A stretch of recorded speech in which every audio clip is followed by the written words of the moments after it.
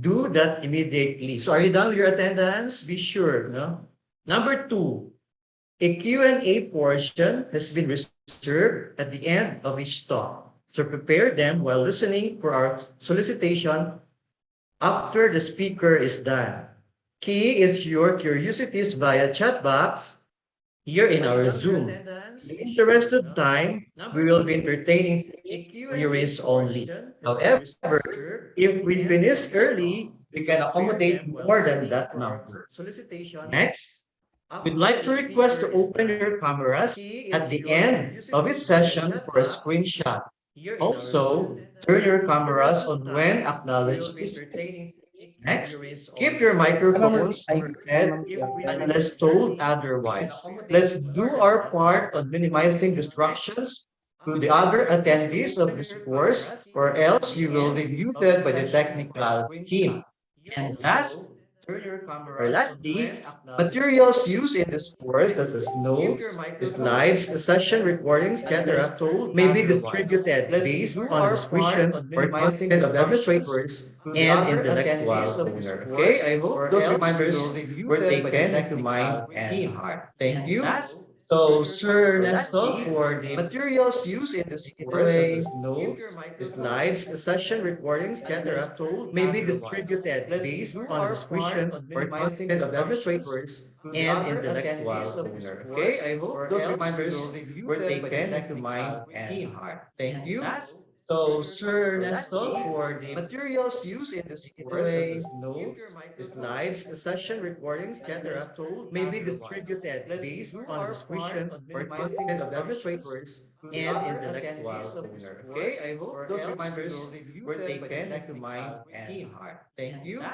So, Sir Nesto, for the materials used in this course, Sir Nesto, for the Yes, sir. preliminaries, Thank you, session sir. recordings, etc., may be distributed based on discretion Good or morning, sir. consent of administrators Apologies, we have and technical intellectual owner. Okay, difficulties. I Or hope we have those reminders technical were issues. taken into mind and So heart. there's a Thank limit you. for the So, participants. We Sir only have Nesto, 100 for the participants here materials in used our in this Zoom. Sir Nesto, So for while the resolving the preliminaries, issue, session we have a recordings, live etc., stream may be link distributed via based on YouTube. discretion Good or morning, sir. consent of administrators Apologies, we have and technical intellectual owner. difficulties. Or Thank we you, have sir. technical issues. So there's a limit for the participants.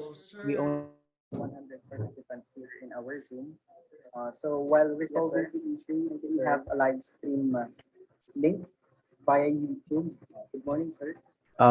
Maybe after this, sir, we would be able to come up with a new Zoom link na i-share na lang po later on. So while waiting, we could access the Zoom session live via YouTube. So we have 16 Okay, okay.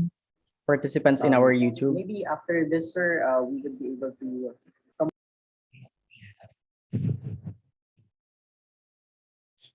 waiting, we could access the Zoom session live via YouTube. So we So while resolving the issue, sir, let's start with the preliminaries. Okay, sir.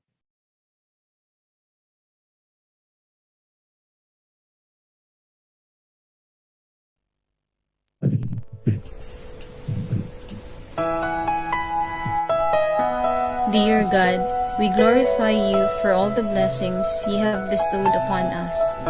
We are truly grateful for them. Thank you for allowing us today to meet and share our knowledge and time with one another virtually. May you send forth your divine wisdom to our speakers as they impart effectively their God-given gift to all of us. May they be blessed as they continue to share their expertise to the people who needs them. Bless the participants as well, so that they would be able to obtain vital information from this activity. May you send forth your Holy Spirit so that after this webinar, we may share what we learned in the spirit of your love and generosity, especially during these trying times. May we be able to bring glory to you, Lord, in everything that we do. Amen.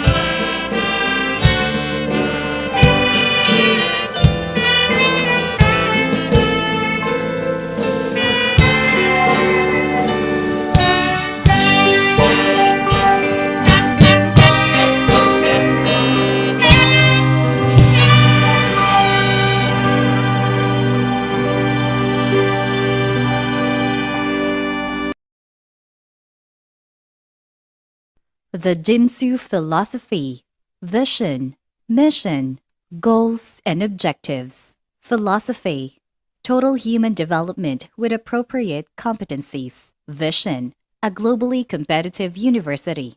Mission, provides high-quality instruction, research, and extension.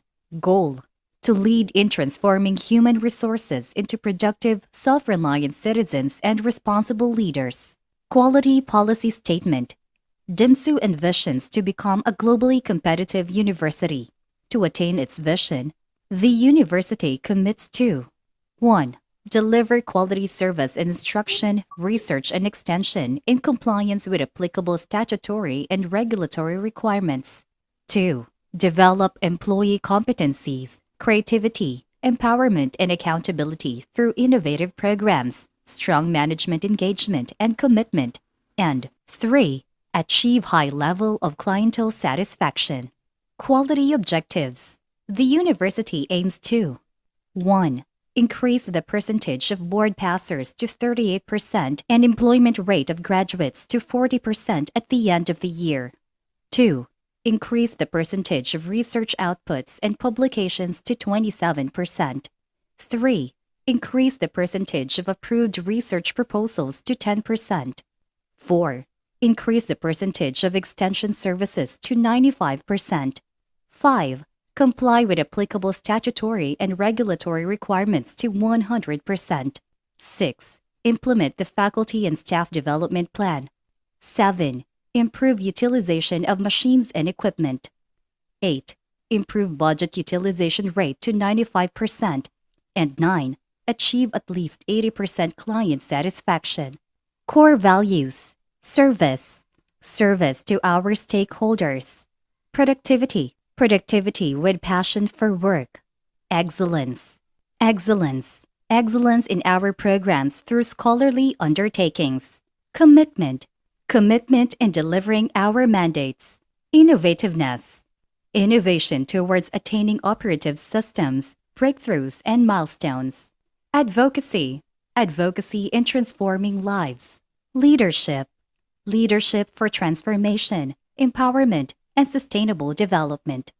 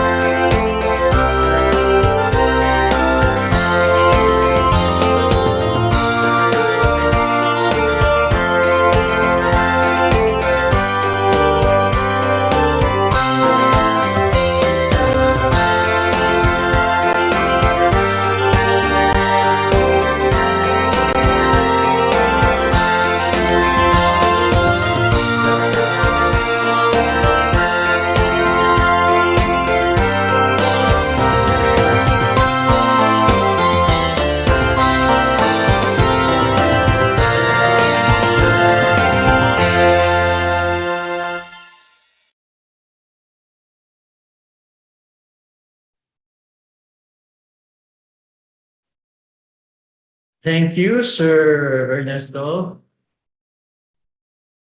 Okay, once again, good morning, CE. Good morning to our dear practice teachers, of course, to our PECA professors, to our PECA facilitator, and of course, our resources speakers, now with the help of our technical assistants or technical team. How are you today?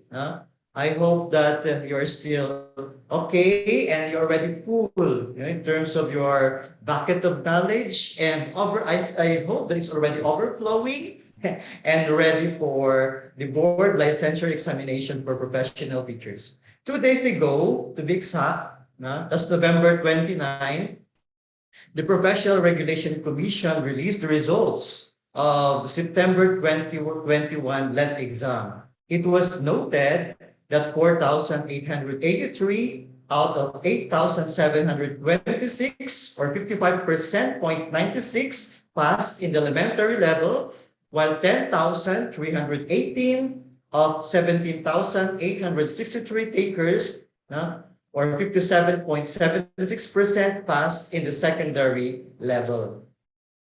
According to www.prcboardnews.com, top notchers were recognized for both elementary and secondary. For elementary, we have Rowena Bangwalco of Mindanao State University, General Santos campus, with a rating of 92.20. Wow, very high. While for secondary, we have Vincent Batawa of Cebu Normal University and Roslyn Beye Damasco of UP Diliman with a rating of 93.40%. In the same website, it was noted that there are top performing schools. For elementary, we have Cebu Technological University, Maine, with a percentage rating of or passing rate of 88.64%, while West Visayas State University for secondary, La Paz campus,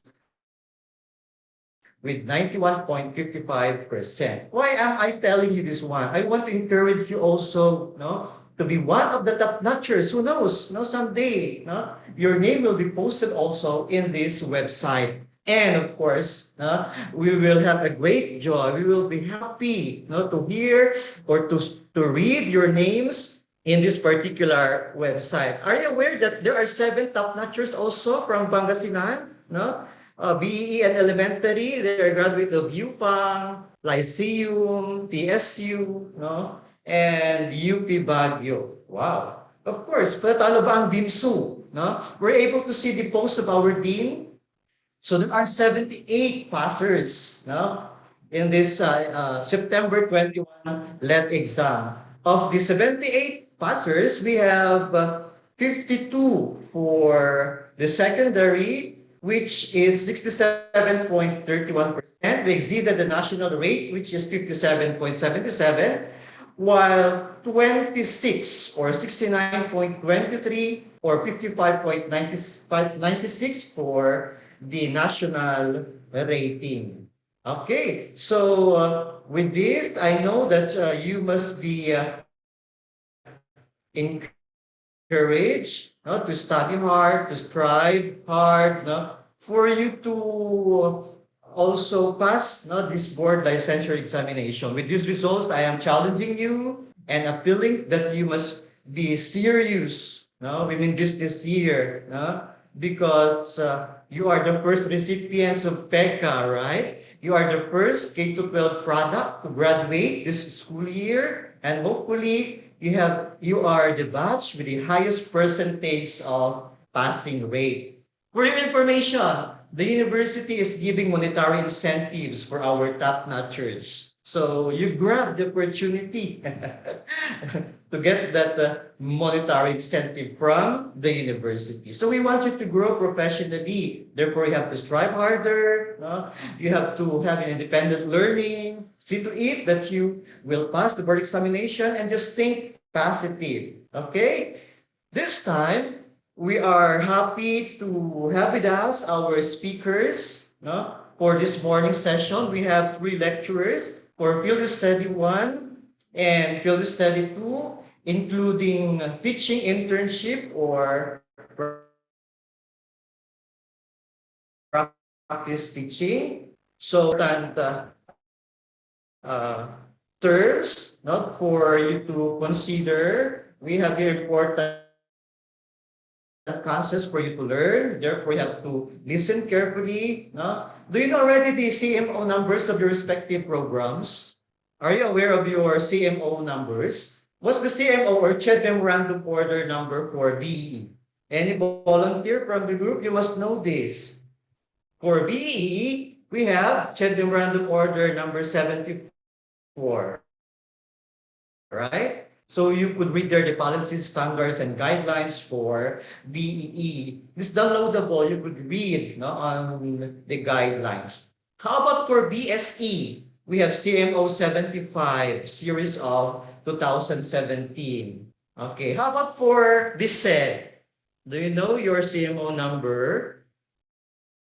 It's CMO 76. Okay, so take note of that. How about for Bitile? Volunteer? It's CMO 78. How about for BizNet? CMO 77. Okay? How about for BPED? It's CMO 80. And of course, for BakaEd, we have CMO 82. Okay, so for this morning, so take note of those CMO numbers. Now we have FS1 or observation of teaching, learning, and actual school curriculum with action research proposal, and a talk for FS2 participation and teachers assistantship with completed action research. And, and of course, our EDUC 116 for teaching, internship, or practice teaching in campus.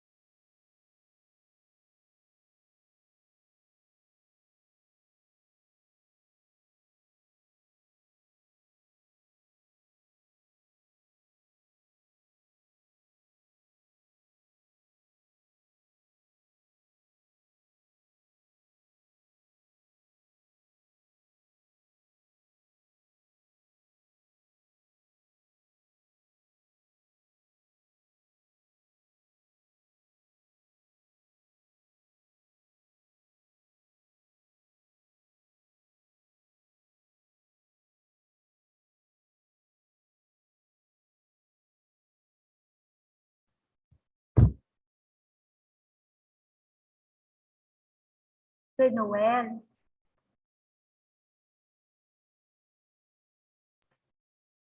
Sir, pa-unmute po. We have our three speakers for this morning. We have Ma'am Jeneline R. Kalimkim.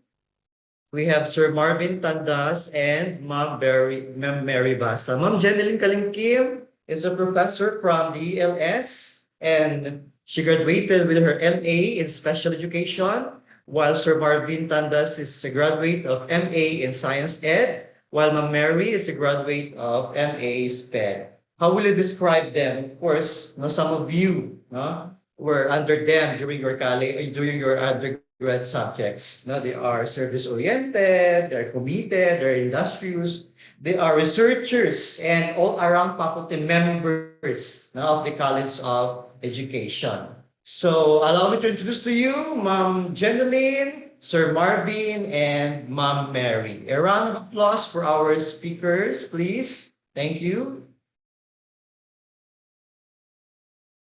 Ma'am Jeneline. Thank you so much, Sir Noel, for that introduction. Thank you so much, sir. Um, okay po.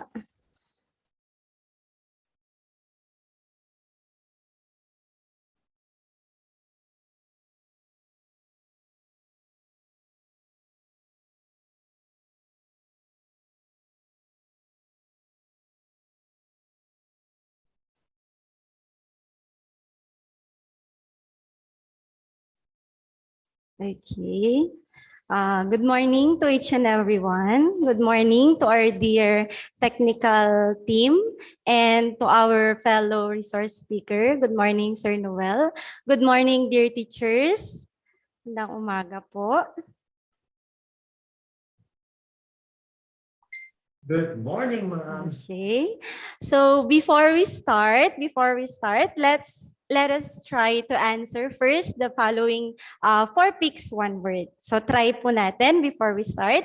For the mechanics of the game, I will be displaying 4 pictures linked by 1 word. And your task, dear student teachers or dear teachers, is to guess the word. Okay? Are you ready? Let's start. Okay, how about for this first word? Your teachers? Okay, so the word for this is magnify, car. Yes, teacher. Mayuba. Hindi ko makita yung pangalan niya. Okay, we have magnify, car, people, and camera. Zoom. Okay. That's right, teacher. It's Zoom. Very good. Now let's have the second word. It is a 4-letter word, which is linked to the word calendar. Yes, calendar, Monday, free trial, and then weather. Day. Day. It's S.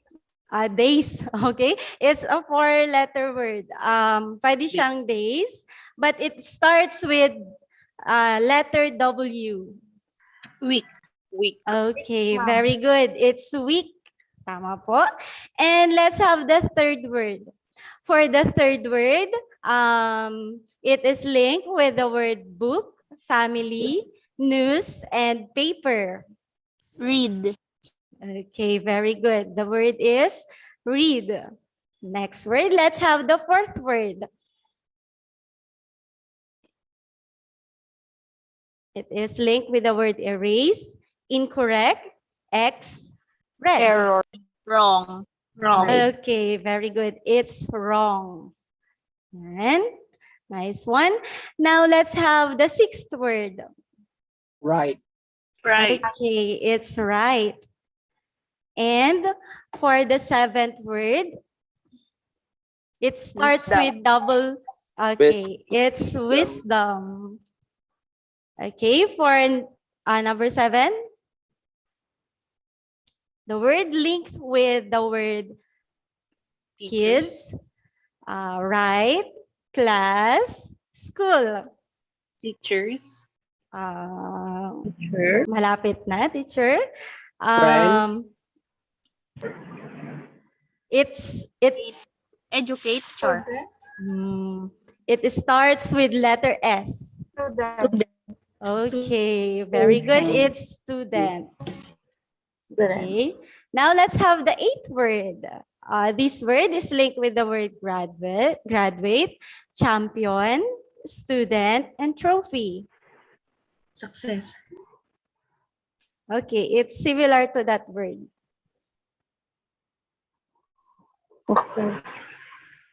It's a 7-letter word.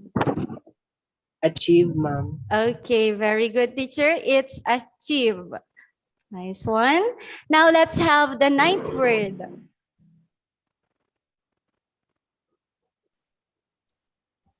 It is linked with the word work, think, brain, and then head. Imagine. Malapit na. Malapit na doon, teacher. Think. Okay, think or Thinking. Thought. Thought. Thought. It's thought. Now let's have the last word. For the last word, is linked with the words book, brain, teacher, and then graduate.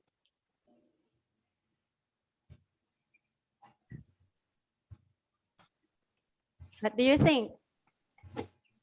Knowledge. Malapit na doon, teacher. Malapit. This word is a 8-letter word.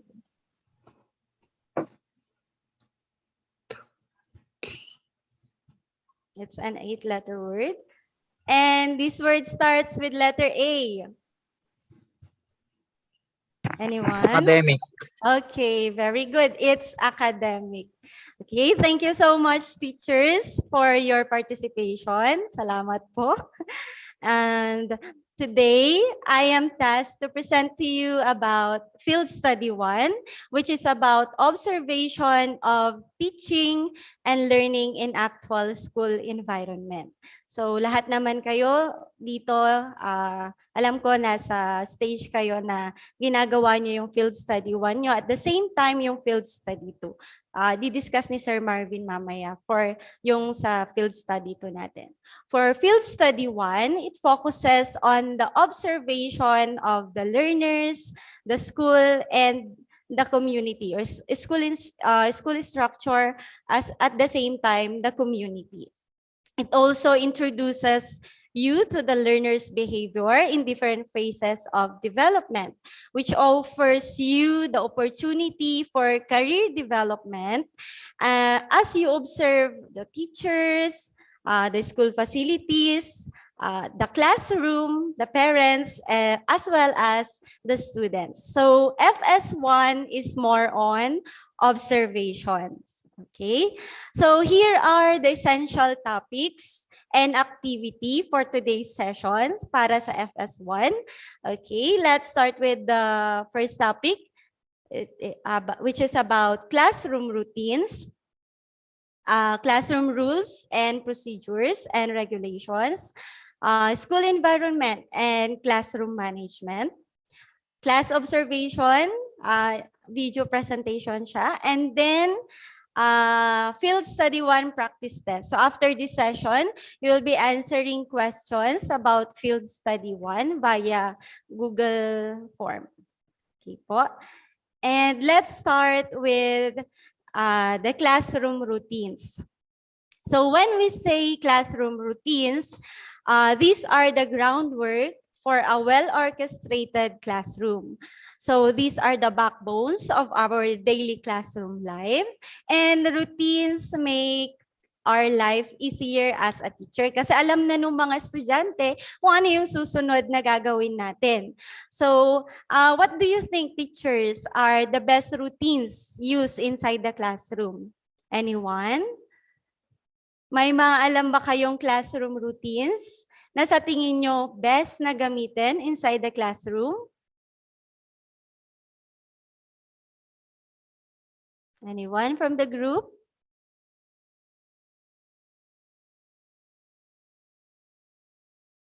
Okay. Iyon na lang yung iisa-isahin natin mamaya. Okay, isa-isahin natin yung mga different classroom routines na gagamitin natin inside the classroom. So, when do we usually introduce classroom routines? When do we usually impose rules and regulations? So, yun yung sasagutin natin mamaya. Classroom routines should be introduced to our students on the first day of school, because introducing classroom routines as early as possible will allow our students to learn expectations at saka malalaman na rin nila yung flow ng classroom natin. So, as a future teacher, you have to ask yourselves the following questions on the first day of school. First, what are the best routines used in a classroom? How will students respond in class? Are they going to raise their hands? Or do you have any signals or hand signals, hand gestures para makapag-respond sila sa mga questions mo? Or what are the seating arrangements na ginagamit mo? How will students enter and exit the classroom? How will homework be handled? How will missed work or make-up work be handled? And what will happen when a rule is violated? So, here are the examples. So, you have to reflect on those questions na nabanggit kanina, teachers, para mas maging maayos yung mga routines na i-implement nyo sa classroom nyo kapag nasa teaching career na kayo. Okay, so here are the examples of daily routines na pwedeng gamitin sa classroom. The purpose of teaching routines is to reduce disruptive behaviors ng mga students natin. Yes, teacher? And it could also maximize our time on instruction. So, ito yung mga classroom routines na pwede nating gamitin. So, therefore, it makes sense to implement the routines and procedures in our classroom. Okay, here are some of the daily routines and classroom management strategies that we should take into account. Let's start with the beginning of the day. So when they arrive at school, children must put clear about where to put their things, where they should wait until the lessons begin, and how they will know it's time and make their way to the classroom. So for example, is there an alarm, a bell, or a whistle telling them that it is time for lessons? Parang ganon. So for classrooms with maths, is there a cabinet where the students could put on their shoes? Or may sabitan ba ng mga bags nila? Or hahayaan mo lang ba na yung bags ng mga bata malapit sa kanila? So dapat na-orient yung mga bata during the first week or first day of school about your expectations dyan. Next, while entering the classroom. Some examples are lining up outside the classroom before a lesson or coming in only when told rather than running. So, is there a routine in your classroom on the way the students enter the classroom?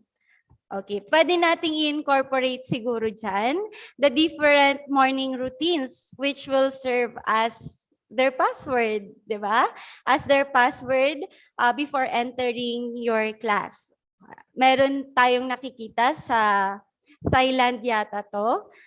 They are using different morning greetings na inadapt naman natin dito sa Pilipinas. So merong mga buttons and then itatap lang ng mga estudyante yung mga buttons na yan. Say for example, ang napili ng estudyante ay hug. Ipipress niya yung button and then mag-hug siya sa teacher. Press and then wave. Press, then high five. Press, fist bump, and then press, handshake. So nasa sa students kung sa mga estudyante natin kung ano yung napili nila diyan. And as a teacher, you may also innovate. So instead na yung mga buttons na nandyan, pwede mong gamitin yung mga dance o different TikToks, di ba? Lalo na sa high school, hindi na okay sa kanila yan. So sa high school, pwedeng TikTok mga dance steps, ganon. Or pwedeng opa or dub. Nasa sa iyo as a teacher, how to innovate dyan sa morning and greeting signs. Okay, now let's have leaving the classroom. For the leaving the classrooms, rules should be put in place where children should or should not leave the classroom. So the same strategy applied when leaving the classroom, kagaya din kanina. So to avoid accidents, children should be fully aware of how they should leave the room or how they should leave the classroom. Uh, are they going to leave your classroom in a hurry or magtatakbuhan ba sila or are they going to line up? So nasa sayo as a teacher kung paano yung magiging behavior ng mga estudyante mo. Basta na-orient yung mga bata, nasabi mo yung rules and regulations, kaya nilang gawin yon. Or do you have specific door for entrance and exit para hindi nagbabanggaan yung mga bata natin? So, dapat na-orient yung mga bata natin about that. Okay. Next, let's have the late arrivals. So, what is the system for children who arrive late? Do they need to report to the receptionist or the principal's office kapag na-late sila? Or do they need to provide explanations for their lateness? Or is there a logbook? May logbook ka ba na pinapagawa sa teacher for latecomers? For the latecomers so that they could assign in their names in there. What is the possible sanctions for the habitual lateness ng mga estudyante natin? At saka, ilang beses lang ba sila pwedeng malate? Ano na yung late? At ano yung hindi pa late? Dapat na sabi natin sa mga students natin kung ano yung rules and regulations natin regarding arriving late. Parang ganun. Okay, next, let's have being in the hallway. If there are times when children should and should not be in the hallway area, they need to be told. So the behavior expected of them in this area needs clarifying. So as a teacher, you have to set rules when your students should or should not be in the hallway, or what are the things that they must or must not do when they are in that area. Okay. Next, let's have the end of lessons. For the end of lessons, do the materials need tidying away at the end of the day? Or where do they go? When are children allowed to leave the classroom?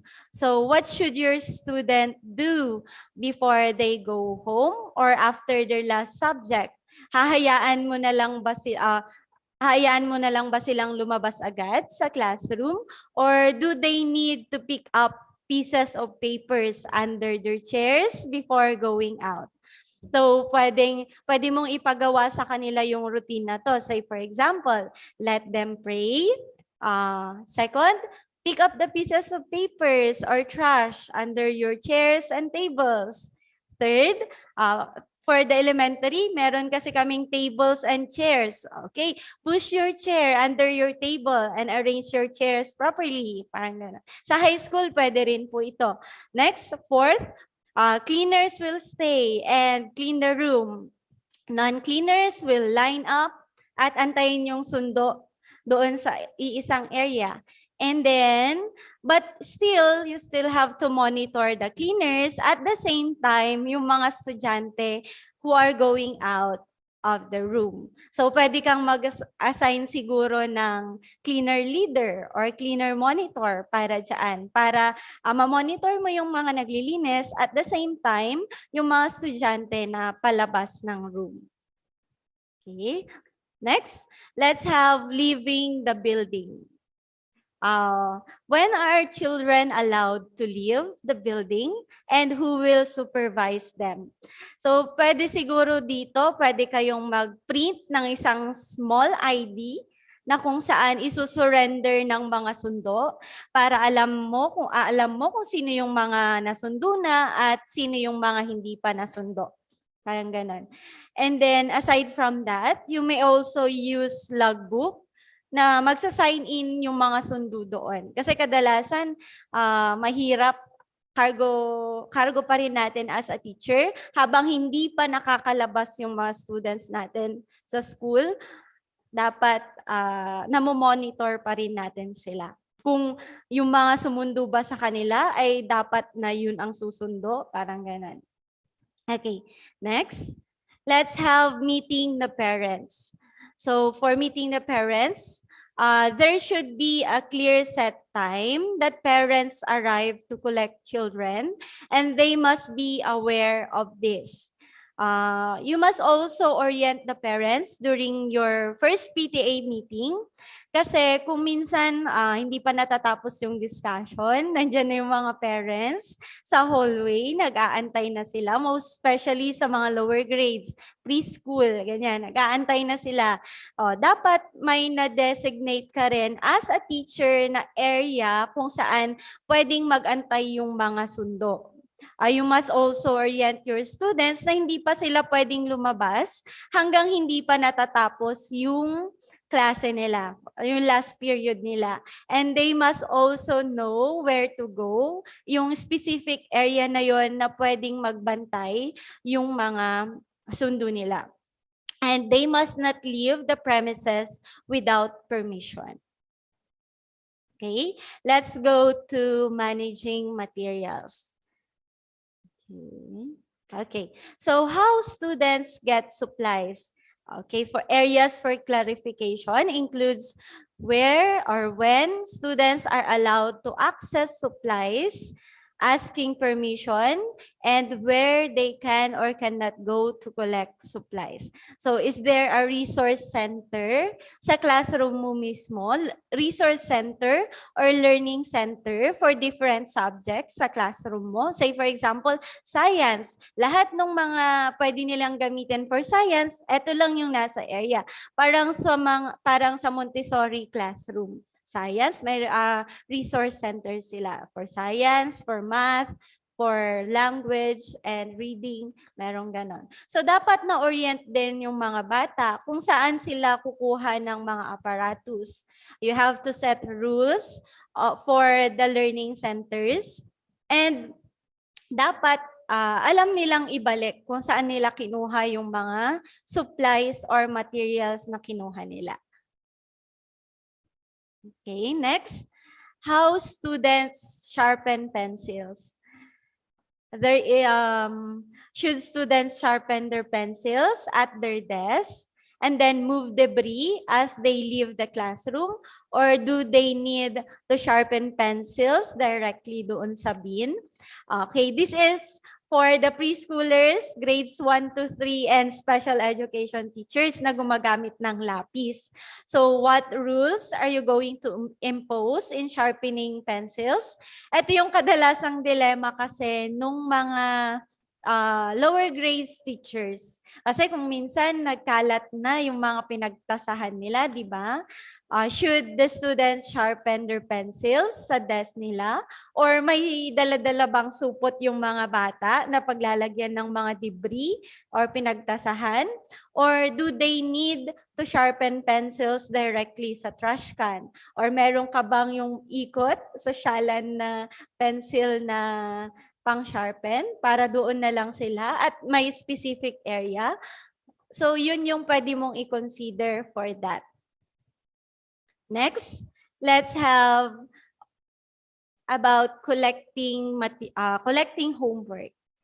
Students need to know where and how to collect their homework, how and when it needs returning on completion. So dito na papasok yung role ng mga class leaders natin, class helpers natin. So sino yung magko-collect ng homework? Saan nila ilalagay yung homework na yon? Pwedeng pagpasok siguro ng mga bata, may specific area na sila na pwedeng paglagyan ng homework for different subjects. So pwede yon. Now, okay, for transitioning between activity. Now, let's go to the communication part. Participation in different learning centers. So, parang parehas din nung kanina. Now, let's go to the sign language. So, using signs and gestures is an effective way of getting the whole class to cooperate with the certain aspects of the day.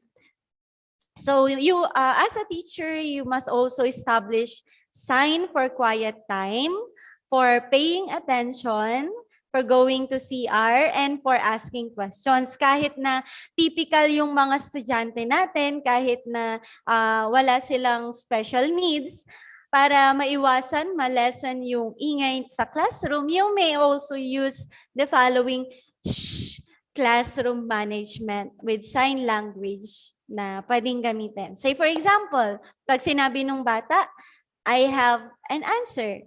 Pwedeng iganito nung bata. For lower grades and high school, I have an answer. Next, I have a question. Next, I have a comment. May I use the bathroom or may I use the toilet?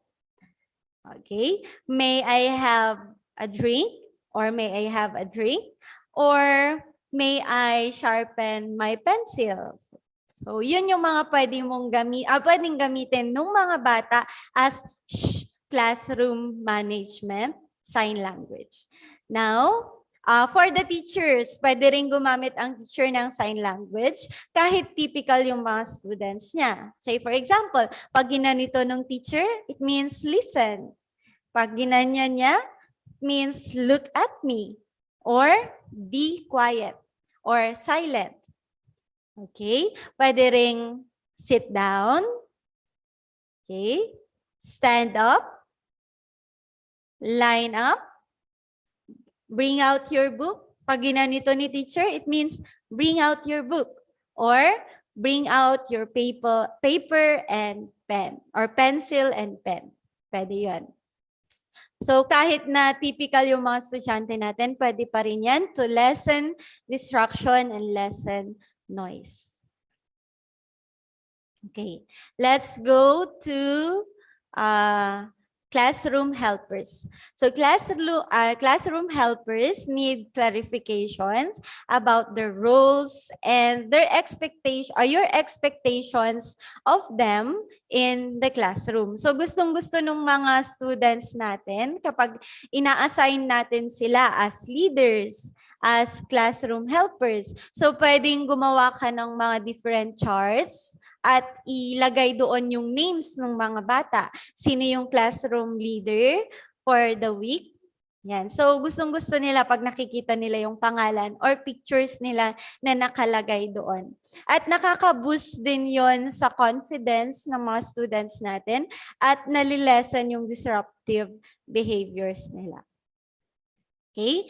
For inappropriate behavior, you have to make it clear from the start what behavior is unacceptable and what are the consequences as a result of their inappropriate behavior. So your rules must be clear on that, 'di ba? Para alam ng mga bata kung negative behavior ba yung nagawa niya, positive behavior ba, or what are the sanctions na pwedeng maibigay sa kanya, say for kapag nag-misbehave siya.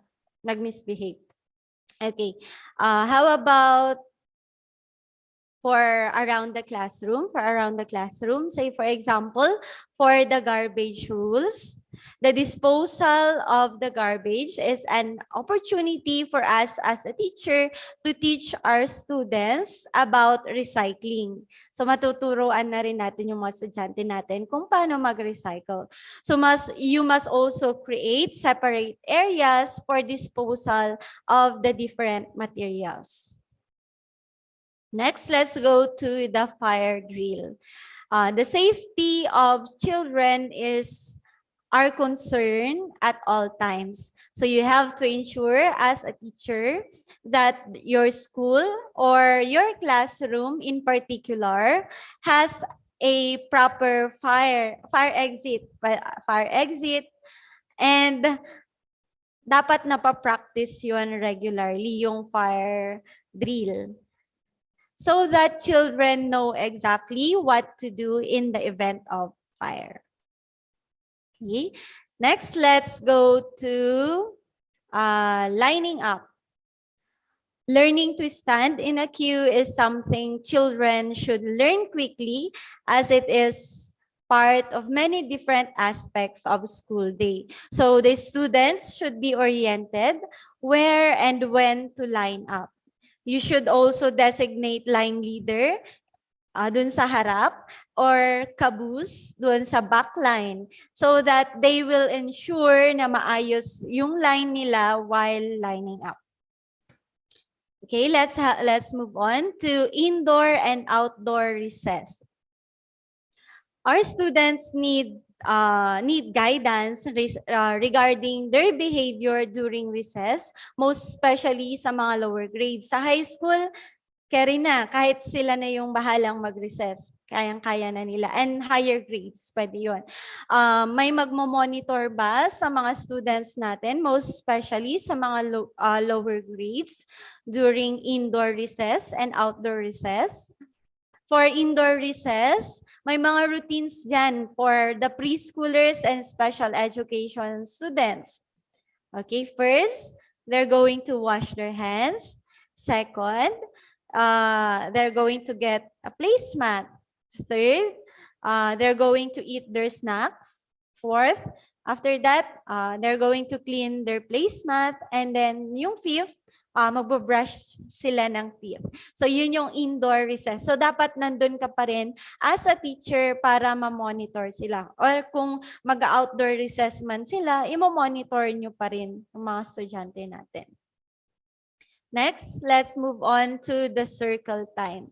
So there should be set times when you have circle time, and children need to know what to expect during this activity and what are your expectations. Paano mag-behave yung mga bata during circle time. So circle time is the best time for storytelling, for games, and for generalizing your lesson within the day. So you may also impose different rules such as yung rug rules or give me 5 rules. Okay, ibig sabihin nun, eyes looking, ears listening, hands on lap, sit crisscross, and raise hand. So pwedeng give me 5, pwedeng rug rules ang pwedeng i-impose sa mga bata for that. Next, let's move on to the daily schedule. So children often respond well to set of classroom routines and knowing what is happening at each part of the day. So this may be particularly most important, especially for children with special needs kasi kailangan nila na nang magsasabi na eto na yung time for this, eto na at eto. So dapat nakapost yung mga different schedules or daily classroom routines natin dyan. Or maybe you could create a routine chart or routine clock for our students. For the high school, pwede na rin lang na kahit i-post na lang natin yung schedule nila sa bulletin board. Okay na po yun. Okay. Next, for the weekly schedule, it is same through as the daily schedule. But this serves as their weekly timeline para alam ng mga estudyante natin yung expectations kung ano, para ma-budget na nila yung time nila for the week.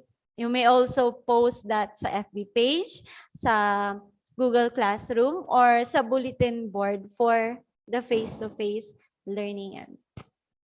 Next, let's move on to the student's birthday. So it's nice to celebrate each individual's birthday in some way, perhaps by singing to them at the beginning and at the end of the day. So you may also create simple video greetings. Kasi nga pandemic ngayon, you may also create video greetings for your students. But you have to ensure that you keep the record ng date of births ng mga bata natin so that nobody is forgotten.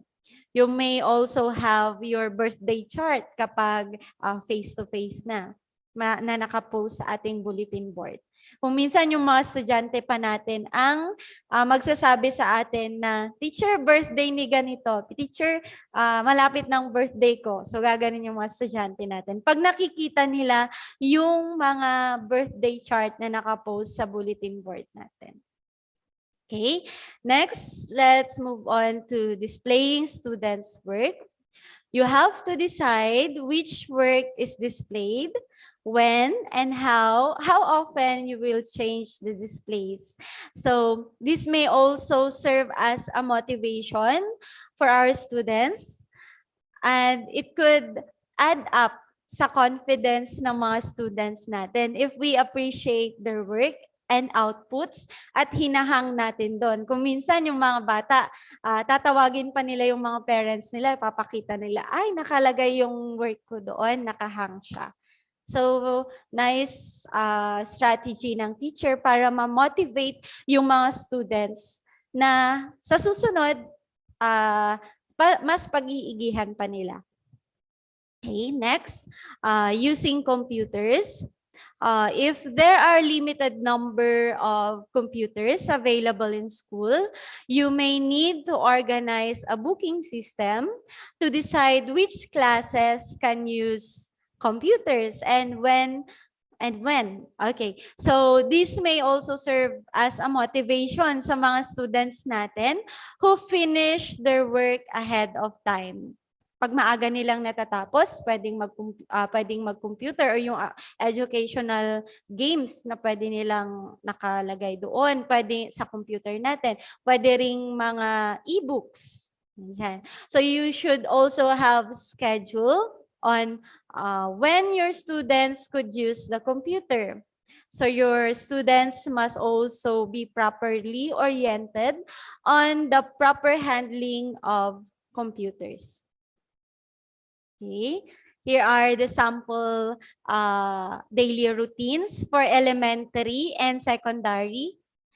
So, for elementary, mas marami siya kasi guided ba ang learning ng mga nasa elementary, unlike dun sa high school.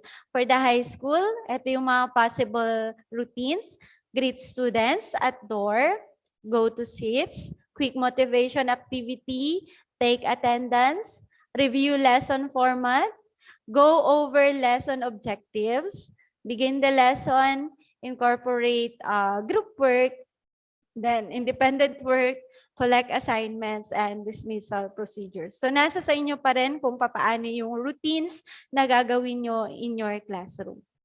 Since online ngayon and we are doing virtual, we also have our online daily routines na lagi nating ini-impose sa mga estudyante natin. Say for example, first, greetings or pwedeng prayer ang mauna.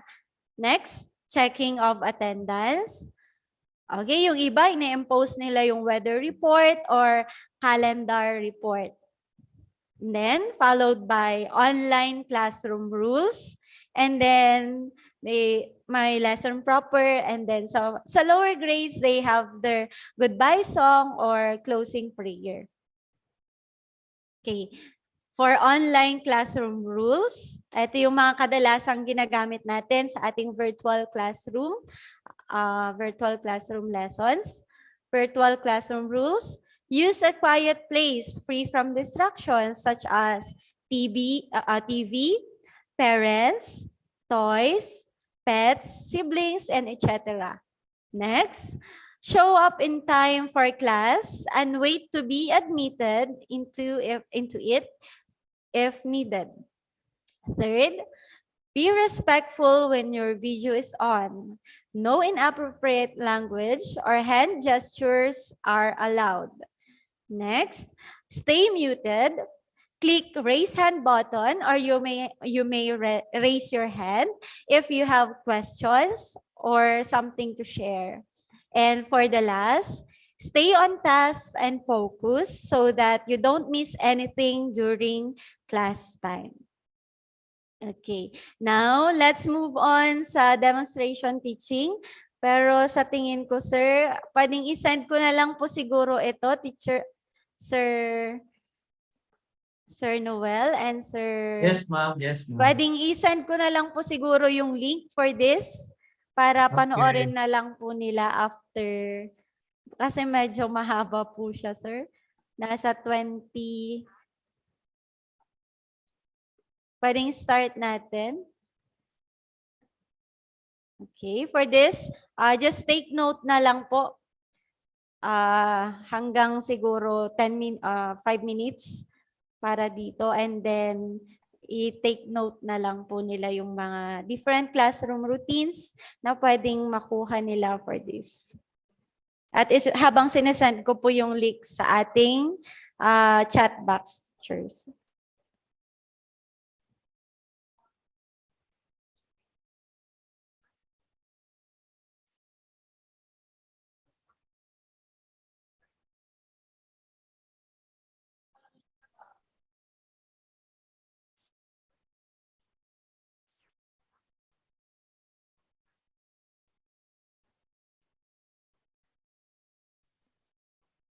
Hindi naman gumagalaw. Hindi siya gumagalaw. Okay po, sir.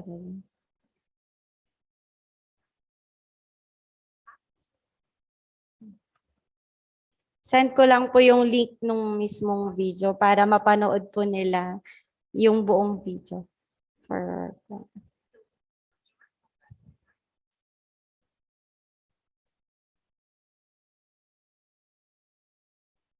morning, everyone.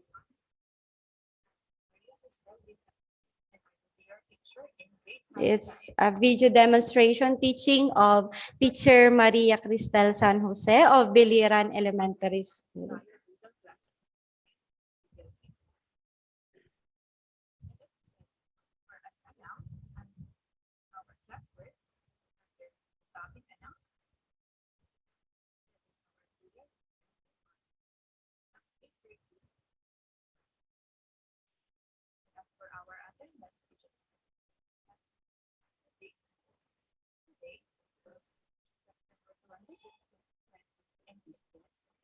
Don't forget to click learn. May I ask Nadia to check the attendance? Good morning, Ma'am Crystal. Good morning, Classmate. I'm sorry to tell you that one of my classmates is not. Thank you, Aliyah. I just want to remind everyone for our classroom Google show up a few minutes before class time and read the class. Have to find a quiet place free of distractions like your siblings, television, parents, pets, and be respectful and while your video is on, no hand gestures or inappropriate language. Stay on mute if the raised hand if you have a question or something to share. Lastly, let's be focused and on hand and what the teacher will. For today's objective, at the end of the lesson, we will be able to classify properties of materials as to their uses. And to identify properties of solid materials is as follows. Be able to read the self-learning module in Science 5, pages 6 to 12. And the focus today is whatever you do it well. I won't miss. So before we start our lesson, let us answer our weather report. It will be given to us by Louis. Good morning, class.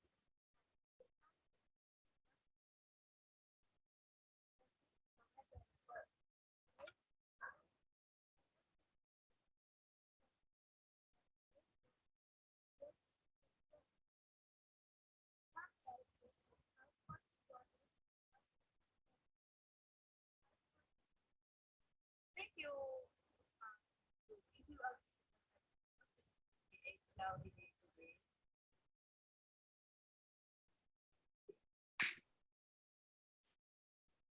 from today what to do? Yes. Okay. For our first activity, I have to be able to choose. Thank you. If you agree with the weather report that it will be a cloudy day today,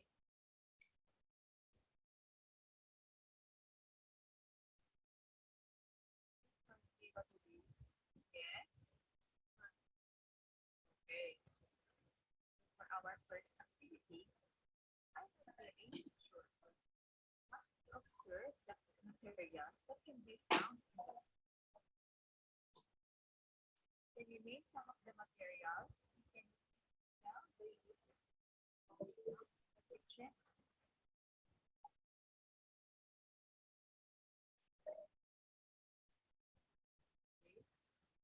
Adia,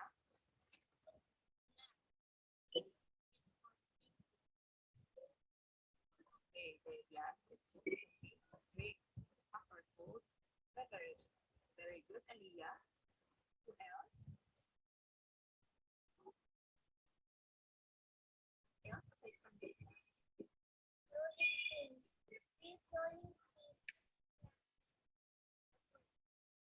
Okay, so we use the rolling pin in making it go. What else?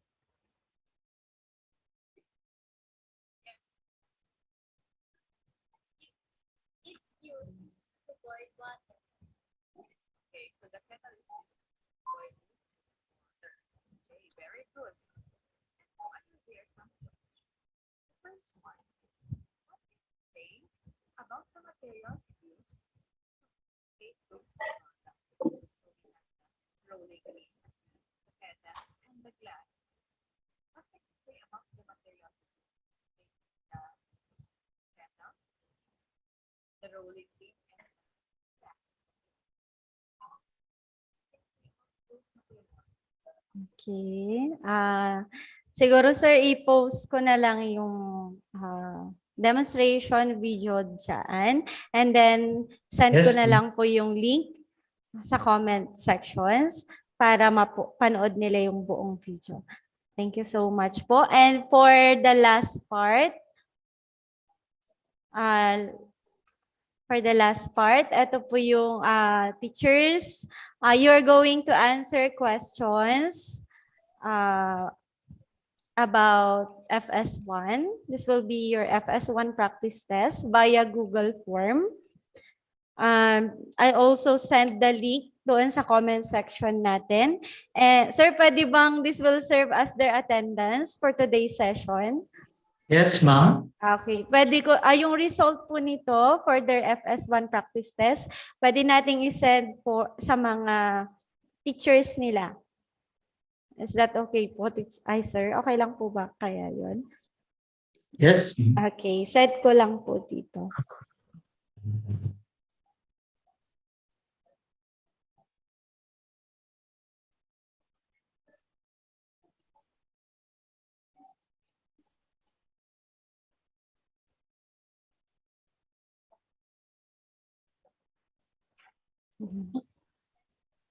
Okay, thank you so much, sir. Thank you so much, teachers. Nasend ko na po, teachers, yung FS1 practice test ninyo sa ating comment section. Please comment down done if you're done answering the practice test. Thank you so much po. Thank you so much, sir, for having me here. Good luck, teachers, and God bless to all of you. Okay, thank you, Ma'am Jeneline. Let's Sir. give a virtual clap to Ma'am Jeneline for the job well done. Thank you, Ma'am Jen, for Sir. sharing your knowledge and skills in teaching and learning. And I hope that you, practice teachers, must adapt, integrate, and embrace the skills and knowledge Ma'am Jen have shared this morning. And I know that this is very important or useful in instruction or during orientation, meeting, group discussions, and manifesting the philosophies of education under idealism, behaviorism, and humanism. To sum it up, Ma'am Jen, I'll just reserve your questions later, after my short talk. She mentioned about classroom routines. Truly, is very important that as teachers or would-be teachers, we need to adapt your classroom program. Start with your classroom program. Let that classroom program be checked by your department head or principal, so that you will be aware of the routines or the activities that you're going to integrate for the grading period or for the semester, especially during the first day of classes. what are the things for you to prepare, no, your rules, your DLL, your DLP. That's a part of classroom management.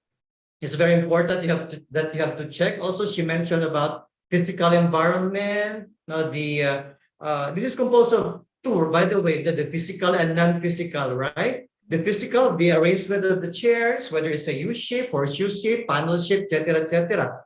Well, for non-physical, the behavior, no, the performances of your students, are they adaptive or are they indifferent? So you have to check also that. She mentioned also about the importance of sharing your skills with the community, especially if there are first-time individuals or pupils in your school. You talk with them, talk to them, no? Consider their performances. And she mentioned also about safety measures. That's very important. That's why we are practicing drills, no?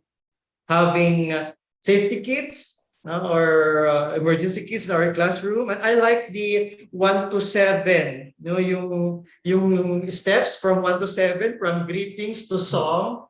Aba, saya-saya siguro ng klase ni, dito sir, sige. Thank you sir. Ang saya-saya siguro ang klase ni Ma'am Jen, kasi thank you sir sa merienda. Okay. Wait for a while, Ma'am Jen. Nandito sila, Ma'am. Yes, ma'am. Saan dito mo?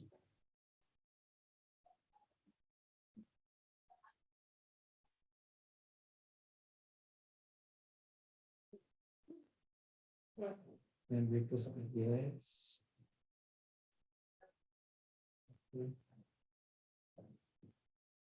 Thank you, ma'am.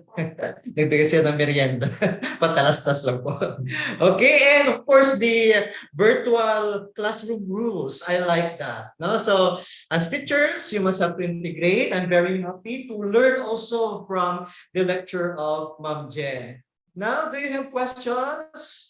It's high time for you to throw questions or queries for Ma'am Jen's talk before the talk or lecture of Sir Marvin para makarest na si Ma'am Jen. Meron ba? Maliwanag? Clap ulit kung wala nang talk, wala nang questions para makarest na si Ma'am Jen. Thank you so much. Okay, virtual clap again for Ma'am Jen. Thank you, Ma'am Jen, for the time, for the effort, for your patience in preparing your PowerPoint or presentation. Thank you, ma'am. Thank you, sir. Okay, thank you, ma'am. This time, we're going to listen to the talk of Sir Marvin for FS2, Participation and Teachers Assistantship with Completed Action Research. No, we will just give the certificate or the awarding later, ma'am, after Sir Marvin. Okay lang ba yan, ma'am? Or no, after the talk na lang of Sir Marvin, no, for the awarding of certificate of recognition. Thank you, Ma'am Jen. Sir Marvin, sir, take it away. Hi.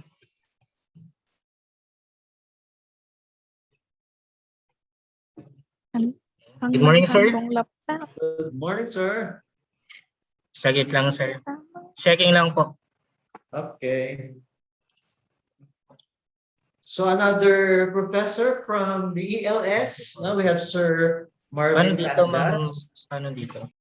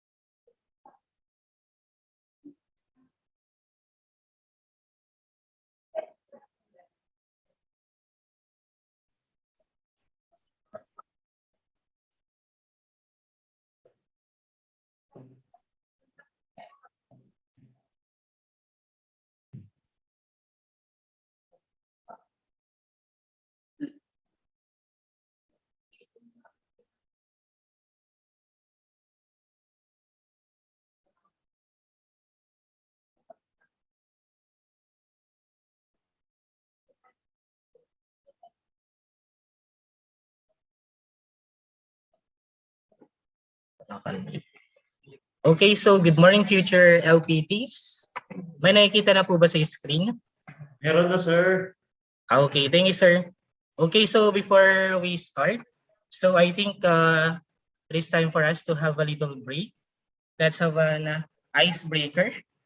Okay, so kindly open your account, teachers. Para naman kahit paano is makita ko ang mga pagmumukha natin kahit online lang po. Okay, so first, ayan, so let's have an activity. Okay, so those are some of the directions po. Ayan, so kindly get a sheet of paper, get one writing material, any will do, ball pen, pencil, or etc. And also, we are going to answer the following questions. Then definitely no cheating, mind your own work, good luck, and we're only going to have fun. Okay po? Ayan, so patingin po ng thumbs up po natin if ready na po tayo. Ayan, so may mga konti na lang po ako nakikita. So definitely we're ready. So, ayan, so definitely, particularly with the pupils in elementary, di ba, may mga tanong silang anything under the sun. So definitely, some of the high school teachers or the PTs experience this one, particularly with the grade 7 and 8. Ayan, so while teaching online, may mga instances na bigla-bigla silang nagtatanong. But then, anyway, parang for kon lang naman to. Parang starting lang po natin. Okay po? Okay, so let's start. Okay, so first, we have this. May namumove po ba? Hindi po namumove. Ayan, so yan po. Ayan, first question. Ano ang kulay ng L sa Google?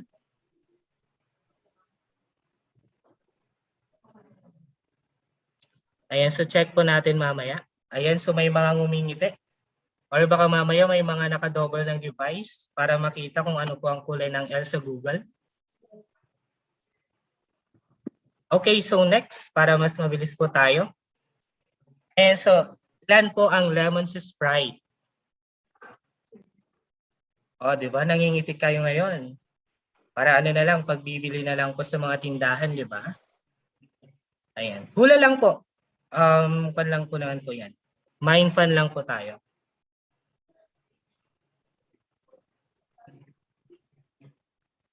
Ayan, so next. Ayan. And so third question po tayo. So ilan po ang stripe sa apron po ng KFC? Pag hindi po pa to tayo na try kumain ng that po, kahit pula lang po.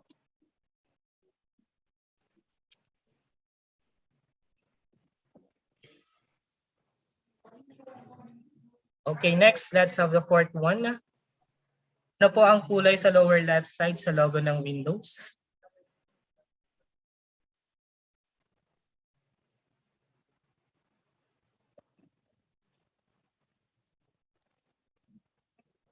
And so wag po natin i-take ng serious masyado yung ano po natin na yung activity ay.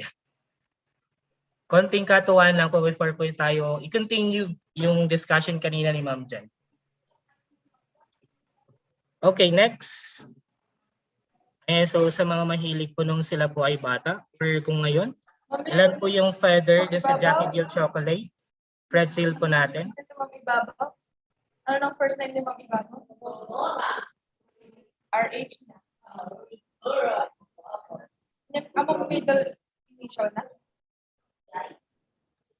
Okay, so next, let's have number 6. Ayan po, ilan po yung yellow stripes ni Jollibee sa may buntot? Ayan. Diba parang usually ang tinitingnan na lang natin yung nasa screen or yung i-order natin. Ayan. Or magpapapicture kay Jollibee. Ayan. Okay, next. Ayan, mahina ata yung net at tayo mag-next. Ayan po. Ilan po ang swan sa may silver swan? Dalawa. Pakisulat na lang po yung pakisulat na lang po yung sagot. Makikita po natin mamaya.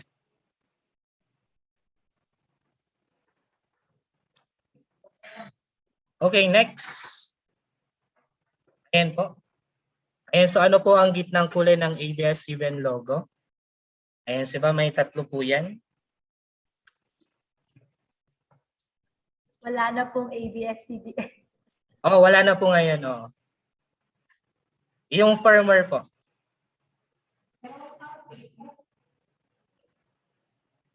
Sir Marvin, Okay. di ka namin nakikita. Ma'am? Di ka namin nakikita. Okay. Baka ayaw nung sa may cam. Mamaya ma'am, pag-ayusin ko, tapusin ko lang yung ano. Ay po.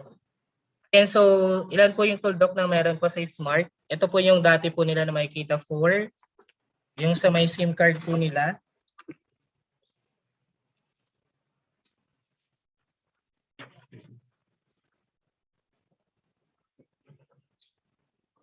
Ilang kopya to ma'am? Ito.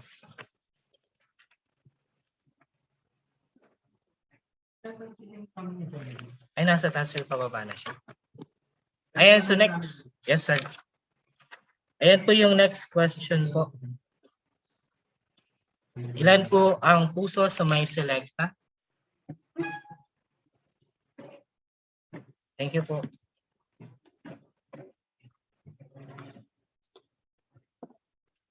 O, di ba ngayon tinitignan nyo na yung mga different products. Ayan, so next. Ayan, so ano po ang kulay ng buhok ng bata sa may Alaska? Thank you din po. Natatawa na kayo ngayon, di ba? Ayan.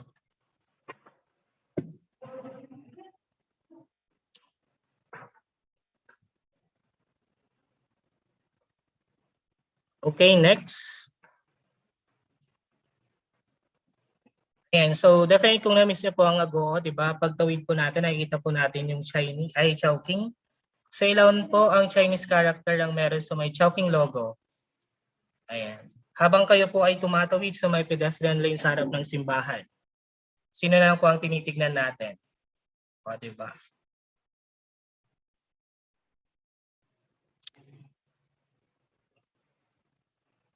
Okay, next. Ayan, so sir, yung mga bumababa po dati sa may BDO, ano po ang kulay ng O sa may BDO logo?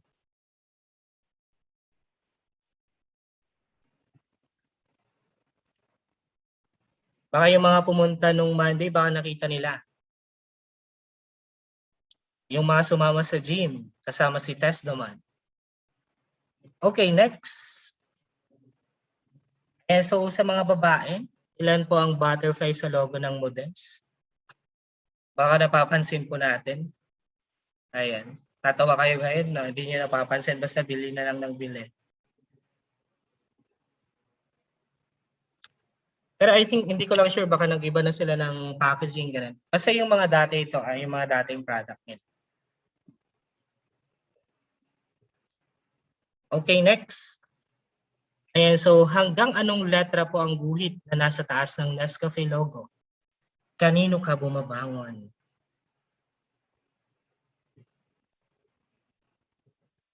Hanggang saan yung letra niya?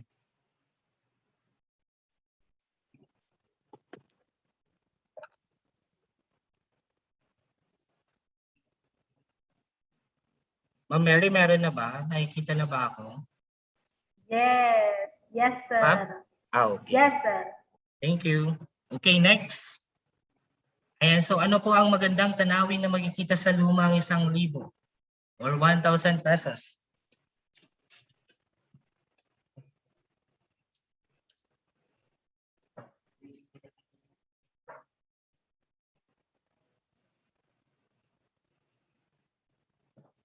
Okay, next. Ayan po. Ayan, so ilang pakpak ang meron sa logo ng Mercury Drug? Ilan po kaya? Hindi ko kasi nakikita lahat ng mga mukha eh. Parang 4 lang yung nakikita ko dito sa screen. So definitely para pare-parehas yung iba nangingiti na lang. Okay, next. Ayan, so let's check your answers. Okay. Ayan, so mabilisan lang po tayo para at least makapag-start na tayo sa discussion. Okay, so for number 1. Ayan, so ano po ang kulay ng L? Green. Ayan po, paki-check po natin. Paki-check po natin yung mga sagot po natin. Okay, next. Ayan, so ilan po yung lemon sa may Sprite? Lahati. Ayan, so half yung makikita sa may logo ng Sprite. Okay. Next, ilan naman po yung stripes? Ayan, kung nababansin po natin, we have 3. Okay, let's have number 4. Ayan, so ang sagot po ay kulay blue. Color blue po tayo. Okay, for number next, ilan po? Ayan, so we have 4, yung feather. Or feathers na nasa may pagkain po na yan. Next, ilan po yung sa may yellow stripes ni Jollibee? Yan po yung na-download ko, kaya 2. Pero kung medyo na bago na yung costume niya, sige. Ayan. Next. Ayan, so yan po. Swan. Ayan, so 1. Pero kung may sumagot po ng 2 dahil may nakikita po tayong word na swan, sige, consider na natin yung 2. Okay, next. Ayan, so dahil na-miss po natin ang Kapamilya Network, ano ang kulay yung nasa gitna? Green. Ayan, so yan po yung dating gamit po ng Smart. Kung ilan po yung tuldok niya, we have 8.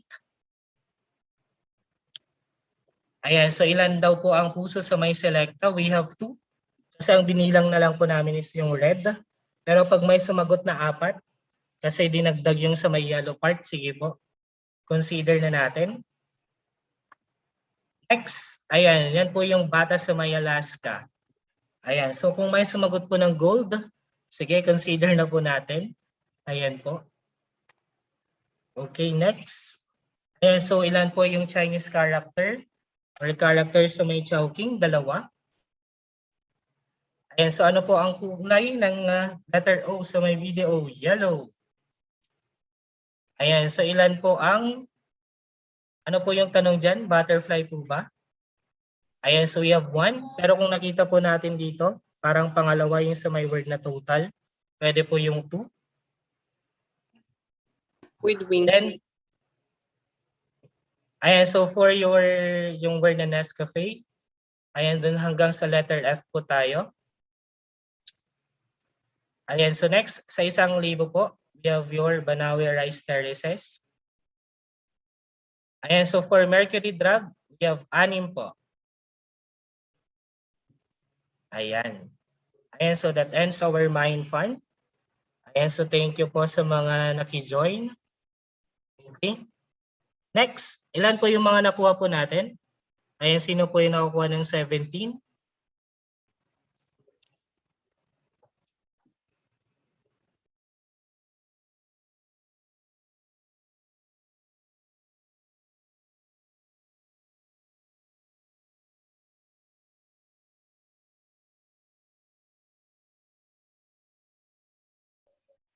Sir, nakamute po kayo.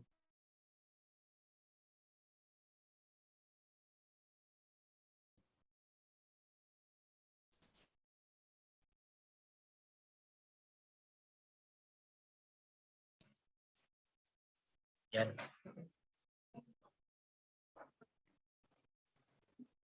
Okay. Okay, so thank you teachers sa mga nag-join kanina sa game. Ayan, so I think medyo nakuha din po natin. Ayan. Thank you sa mga na sumagot sa may chat box natin kung ilan po yung mga nakuha po nila. Ayan, so thank you. Okay, so this morning we are going to continue with Ma'am Jenny from Ma'am Jenny's topic a while back for Field Study 1. So this morning we are going to have participation in teaching assistantship. So definitely, yung mga nasabi po kanina ni Ma'am Jen, some of the parts of that discussion is also a part na nailagay ko dito sa my PowerPoint presentation ko. But then, definitely, pag may mga na-miss or for clarifications, yun na lang po yung sasabihin ko. Okay, so today I am tasked to discuss about participation in teaching assistantship. Okay, so start with po.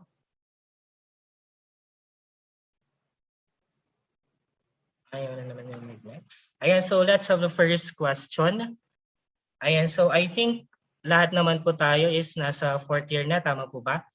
And as of the moment, we are taking our teaching internship. And then we have tried also to have our demo teaching. And on that particular experience or experiences, may bagay din po tayong parang mag-self-reflect po tayo on this question. So what makes a good teacher great? You can have yung sa may chat box po natin. Baka just in case if you have something to share. Ayan, so what makes a good teacher great? Ayan, so while the others are writing or yung mga bagay na gusto nilang i-share dun sa chat box, let's start with this one. Ayan, so yan po yung mga different examples. Ayan, for instance, we have, sorry po, next.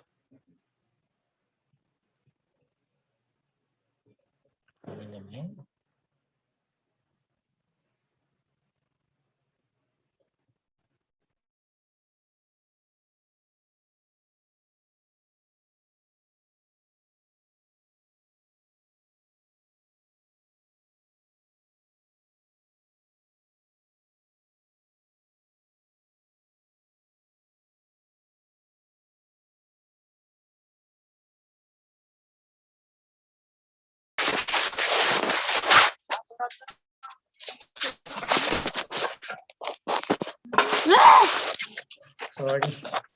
Ayan, yan po. Ayan, so who wants to share po? Ayan, so who is a great teacher? Parang dyan po muna tayo kahit sino po yung gusto, pwedeng pakilagay po sa may chat box po natin.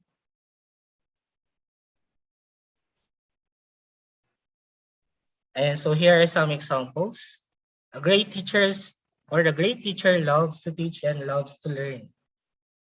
And also, a great teacher listens to students. And we have also a great teacher notices when students struggle. Parang sa inyo po ngayon, ano po yung kaya po nating i-share?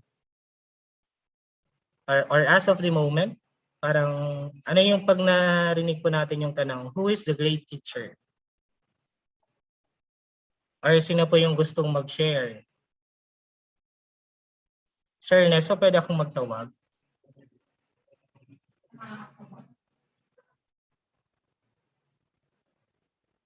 Or Ma'am Mary, pwedeng magtawag ba? Yes po. Okay, sige po.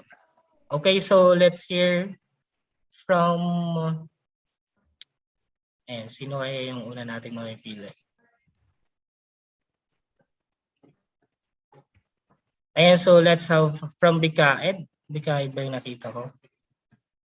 Start po tayo sa Bikaed. Sino po yung gustong unang mag-share? From Bikaed po. Di na lang po ako magtatawag ng participant. From ano na lang, per major na lang po tayo. Meron po ba yung gustong mag-share?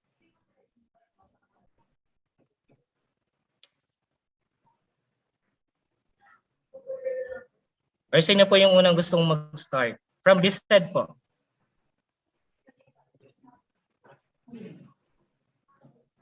Ay, okay. Sige.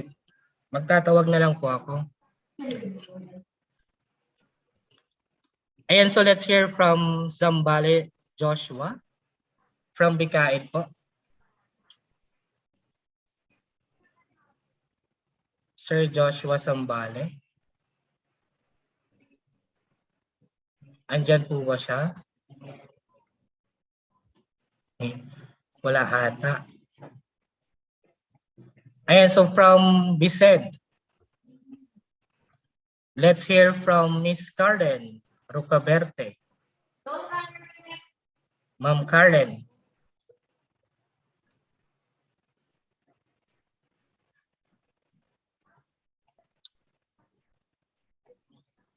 Okay, wala. Ba't walang nagsasalita, teachers? Ayan, so, ayan, baka meron na sa BEd. Let's hear from Sir Francis. Ay, okay. From BE, meron dito sa comment section. From Sandra, great teacher enjoys teaching. Thank you, Ma'am Sandra. Okay, Sir Francis, do you want to share something? Ayan, so from Ma'am Barbachano Norilyn, sets a good example.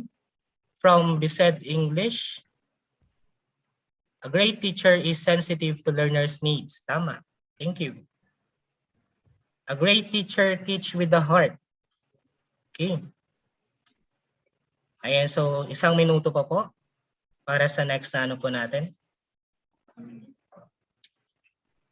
Ayan, so maraming salamat sa mga nagbigay ng kanilang mga ano po.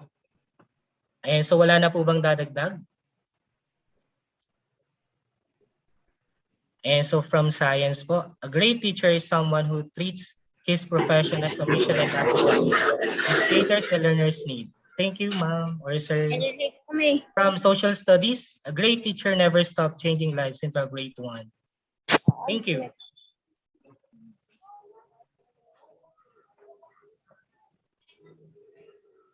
Okay, so from Abby then, a great teacher is Ma'am Juliet Lim1. And so sana naririnig ni Teacher Juliet.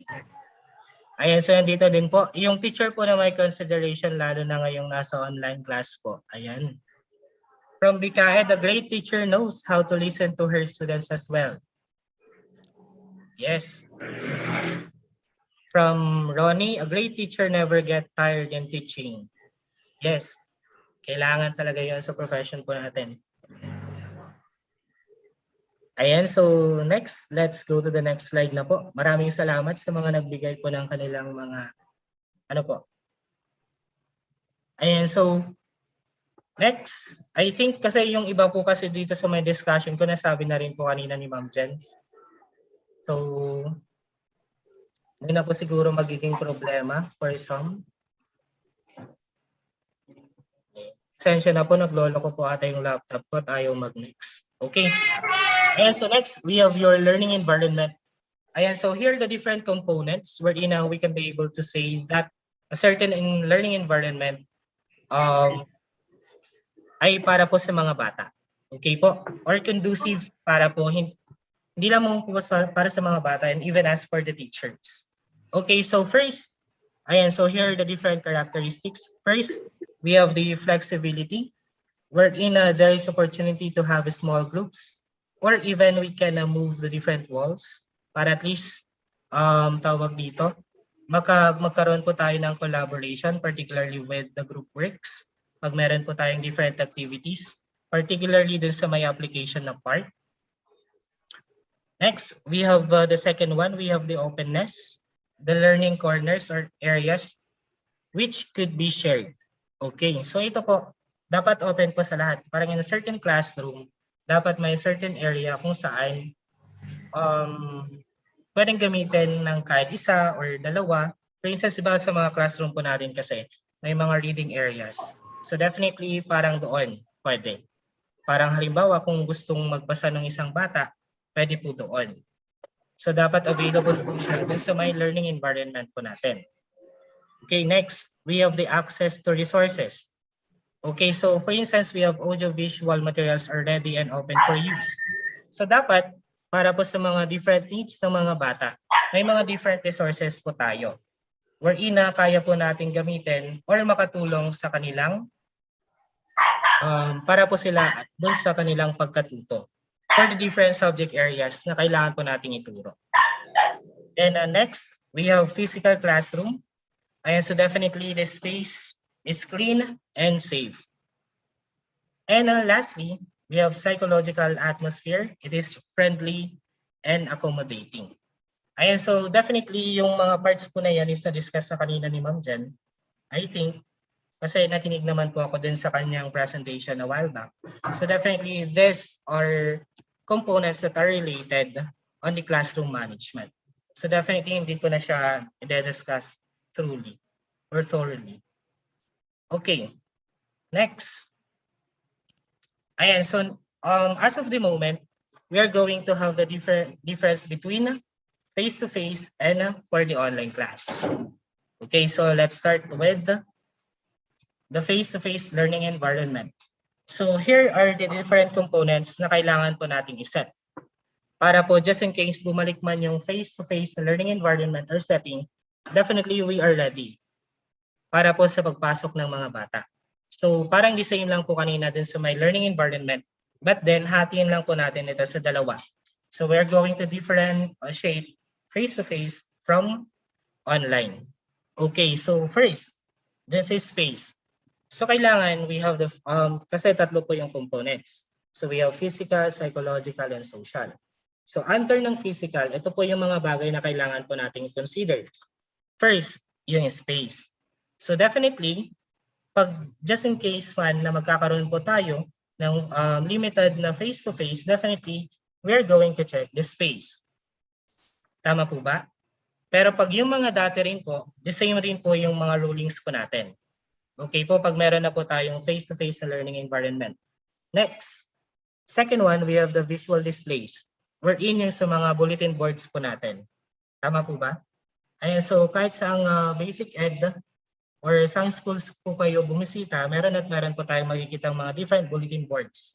Wherein makikita po natin yung mga different subjects po na naka-display. Tama po ba? And then it should be updated per grading. Tama po. Ayan, so yun po yung mga nakikita dapat ng mga bata sa ating classroom. Pero pag dun sa, when we say bulletin boards po, parang dapat mindful po tayo na dapat hindi po full of colors yung makikita ng mga bata. Pero dapat po colorful. So we should know the basic po na we're in, kailan po tayo gagamit ng mga tawag dito, combination ng dark colors and din yung sa may light colors. Particularly po dun sa mga letters na gagamitin po natin or yung mga ididikit. So yun po yung mga importanteng mga bagay. Kasi nga pag face-to-face learning environment, we are parang yung sa may traditional na part. Okay, next, we have 4 school premises. So dapat wag din po natin kakalimutan yung sa may mga school premises po natin. And most importantly, we have your light and ventilation. Bakit kaya importante po yung light and ventilation sa mga bata? Kasi nakaka-apekto po yun sa kanilang pagkatuto sa araw-araw. So definitely, pag mainit at medyo madilim ang classroom po natin, ayan, medyo mag-struggle po sila. So definitely, dapat pati yung sikat ng araw, dapat nakikita rin po aside from dun sa mga kinakabit po nating mga bulbs sa classroom. And also for ventilation. Kasi yan po yung importante din po. Dapat hindi po mainit at hindi naman po sobrang lamig para at least focus po yung mga bata during your class. Okay, next, we have psychological. Ayan, so for psychological, so these are the things we need. Okay po? Ang pinaka-importante po dyan is sets of motivation. So sets of motivation, kung paano mag-stay yung interest ng mga bata dun sa pagkatuto nila. Then do not forget to give them the chance or the different opportunities para mag-grow. Okay po? Then next, we have the last part. We have social. Okay, so for social po, positive interaction. So for the teachers po, do not forget na kailangan pong mag-interact ng mga bata, particularly sa kanilang mga kaklase. Kasi nga po parang ito po is pag nag-a-add ng kanilang, ano po, parang tawag dito, parang may enhance yung kanilang trust and also yung confidence po nila. Okay po? Dapat matry po nilang makipag-usap, hindi lang po sa kanilang mga kaklase, pwede rin po sa kanilang mga schoolmates. Ayan. So next, we have outdoor activities. So for outdoor activities po, kailangan din po natin isa-isip ito. Particularly pag tayo po ay nagtuturo or kung nasa may institution po tayo. Dapat meron din yung instances na parang magkakaroon sila ng mga different recreational activities. Kasi parang pandin po yan, kailangan din po nila. And also we have to consider their individual needs and differences. Okay po?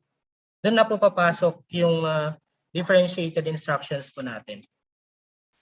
Okay, next. And so we have online or virtual learning environment. Ayan, so definitely yan po yung ginagamit po natin. Ayan. So first, ayan, so for LM or for some high school students who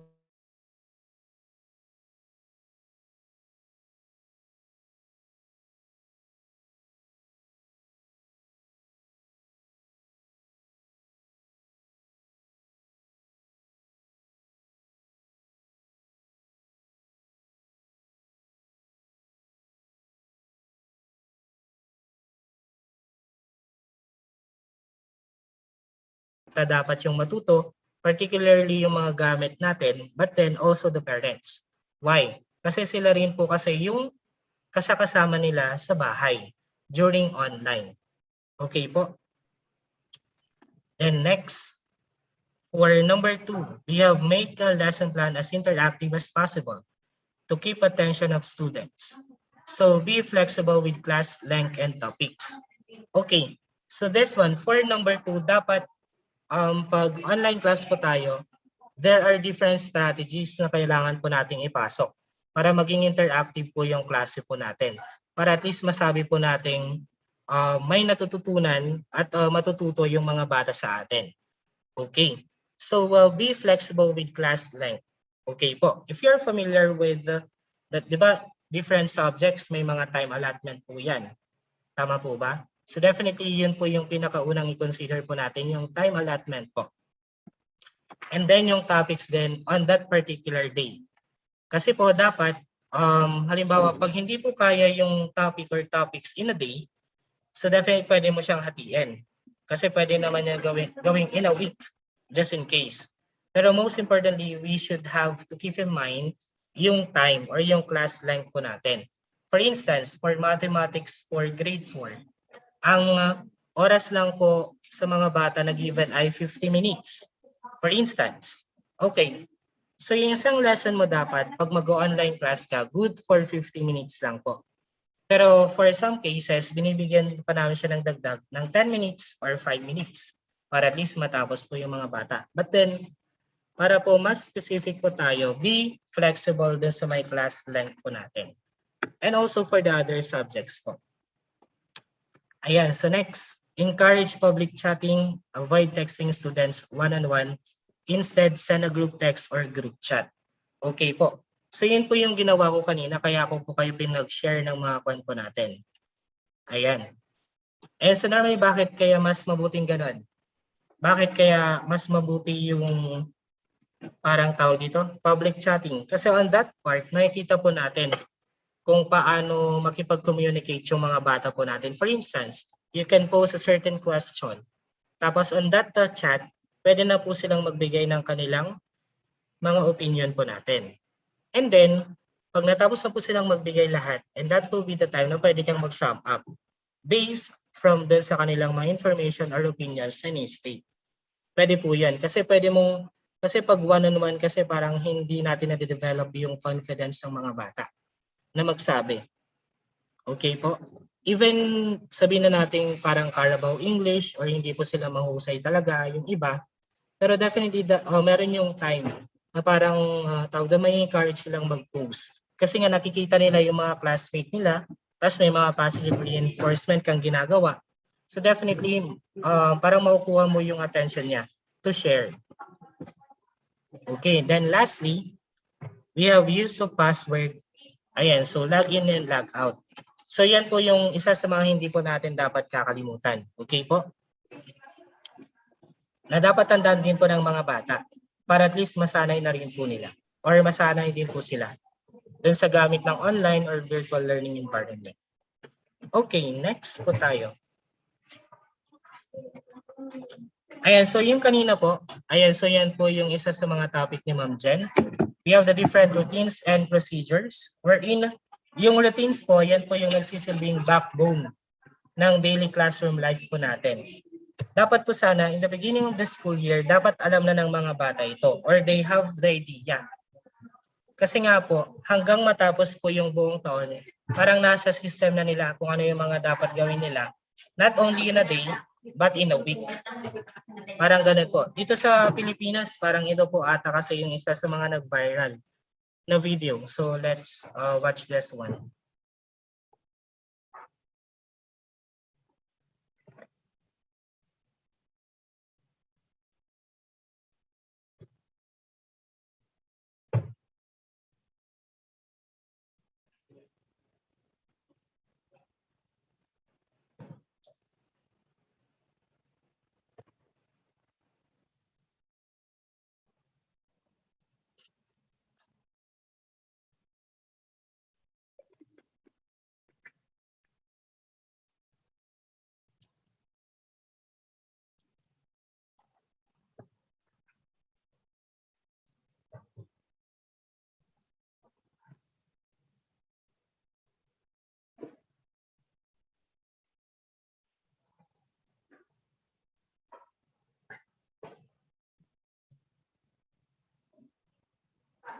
Ayan, so I think you are familiar with that particular video.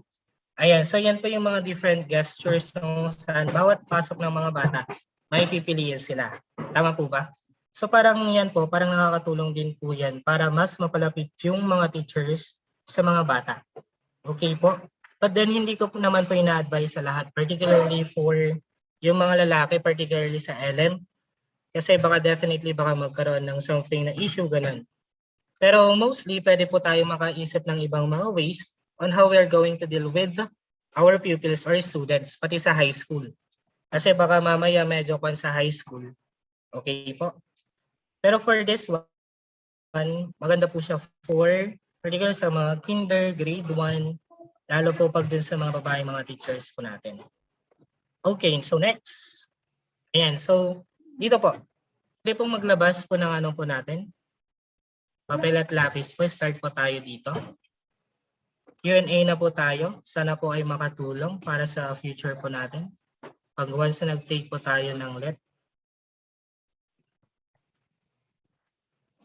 Ayan. Ayan, so let's have question number 1.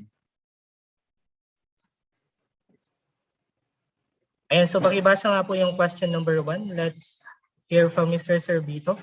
Nathaniel.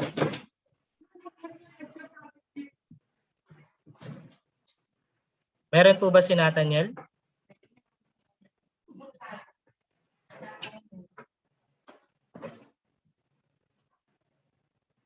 Sir Nathaniel.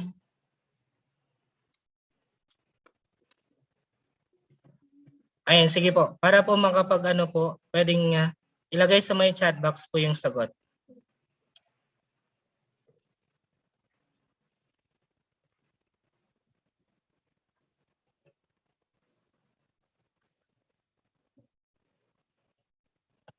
Okay, mukhang mahihain nata yung mga fourth years natin. Ayaw magsalita. Okay, so, ayan, so thank you. Ayos na po. Ayan, so for number 1, ayan, so we have every teacher should be an action researcher. So this statement is, ayan, so correct. We have letter C.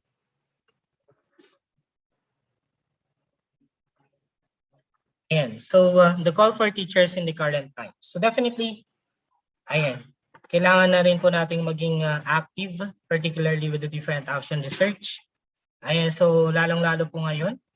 Ayan, so sa FS1 and FS2 po natin ay kailangan po natin gumawa ng action research. Ayan, so God bless po sa lahat. Kung meron na rin po tayong mga titles at wino-workout na rin po natin yung action research. So definitely for action research po, yun po yung nakita po nating, may nakita po tayong problem. During our observation dun sa FS po natin. Tama po ba? During your module 1 and module 2. So definitely parang may problem nag-arise and definitely may naisip po tayong intervention. Wherein yun po yung magagamit po natin throughout dun sa study. Tapos kung makikita po natin siya if that intervention is effective or not. Okay po? But then after po niyan, make sure po natin na pag once na bigay po tayo ng action research, dun sa pinakadulo po, dun sa may part ng recommendation, dapat masabi po natin doon kung meron tayong intervention na ginamit or plan. Okay po? Dapat yun po kasi yung makikita. Kasi from the word action, may ginawa po tayo. Okay po? Ayan, so definitely pag once na gusto po natin pumunta from DepEd or even CHED, ayan, so kailangan po nating embrace yung term na research kasi kailangan po yan most importantly for your promotion, pero at least for professional growth na rin po. Okay po? Okay, next. Let's have question number 2. And so for question number 2, if online or virtual learning environment is not applicable, the traditional face-to-face or in-school will continue, how will you improve the physical learning environment? You can answer po dun sa may chat box po natin. That's for number 2.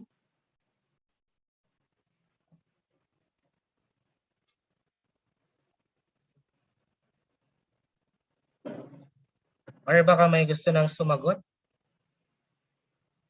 sa mga participants po natin. Let's hear from Miss Judy Ann Yaranon. Miss Judy Ann Yaranon.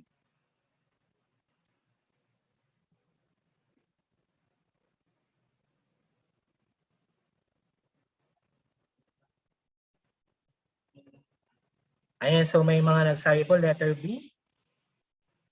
Ayan, so paano po yung iba?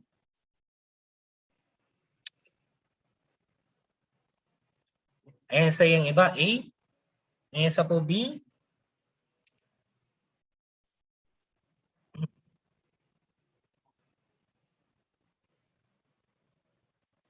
Ayan. So yung iba, B din po. Okay, for number 2. And so for number 2 po, the correct answer is? And so letter D. Okay, so how will you improve the physical learning environment? Okay, so definitely we are going to have these 3 po. Kailangan po natin yung tatlo na yan. Okay po? Kailangan po nating bigyan ng or i-consider itong tatlo. Okay po? So to improve the physical learning environment, pag nagkaroon na rin po tayo ng traditional na face-to-face in our school. Okay, next, let's have number 3. And so for number 3, why should parents be involved and be a part of a safe online environment?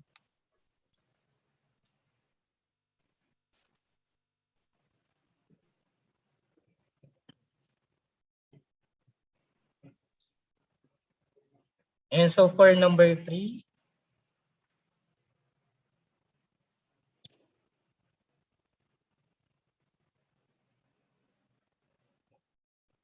ayan, so magtatawag ako sakaling baka gustong may sumagot. Miss Salazar, Winners Ling. Ayan, so yung iba, we have letter A ang sagot nila sa chat box natin. Ayan, so A, yung mga beside English. Thank you po sa mga sumasagot. We have BPED A. Ayan, so for, sorry, napindot. Okay, so for number 3, the correct answer will be A. So we have parents should provide guidance in the selection of websites for children's references. Why? Bakit kaya kailangan po ng guidance sa mga parents? Ayan, so alam po natin kasi nowadays, di ba may mga different links na available online. So pag click lang ng click yung mga bata kasi, definitely may hindi naman po natin wini-wish or gugustuhin na ano. Di ba may mga links kasi na kailangang iwasan din ng mga bata. But then may mga lalabas at lalabas kasi, particularly pag Facebook yung ginagamit, may mga links na hindi po dapat mapuntahan muna ng mga bata. So definitely we need yung guidance po ng parents po natin. Particularly po yung sa pag-select ng mga different websites na kailangan lang pong available dun sa gadget ng mga bata. Okay po? Pag alam po natin, pag halimbawa, pwede natin sabihin sa mga parents po natin, pwedeng ilagay na lang dun sa mga, or ipin, para at least matututunan yung mga bata. Or makikita ng mga bata, di ba pag bukas ng sa may Google po natin, may mga tabs na lang po doon na available. Kung saan lang po sila pupunta at kung ano lang po yung pwede po nilang puntahan. Okay po? Ayan, so next, let's have number 4. Ayan, so why is it best to establish routines at the beginning of the class? Ayan, so bakit po kaya? For number 4. Letter D. Okay, so thank you po sa sumagot. Letter D. Ayan, so for number 4, the correct answer is letter D. Ayan, so to ensure order and discipline at all times. So yun po yung importansya ng routines at the beginning of the class. Kasi yun na po yung parang naimulat po natin sa mga bata na gagawin po nila the rest of the year. And even pag sa online class, di ba you have your classroom rules. So definitely dapat nasabi mo na yon before mag-start ng klase. Kasi yun na yung susundin ng mga bata. Pag once na magde-discuss ka or pag during na magkakaroon kayo ng online class. Okay po? Para makita rin po nila or makita rin po natin na yun yung susundin nila at sila po ay disiplinado.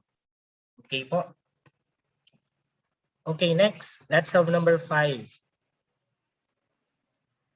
Ayan, so why there is a need to have a classroom structure layout?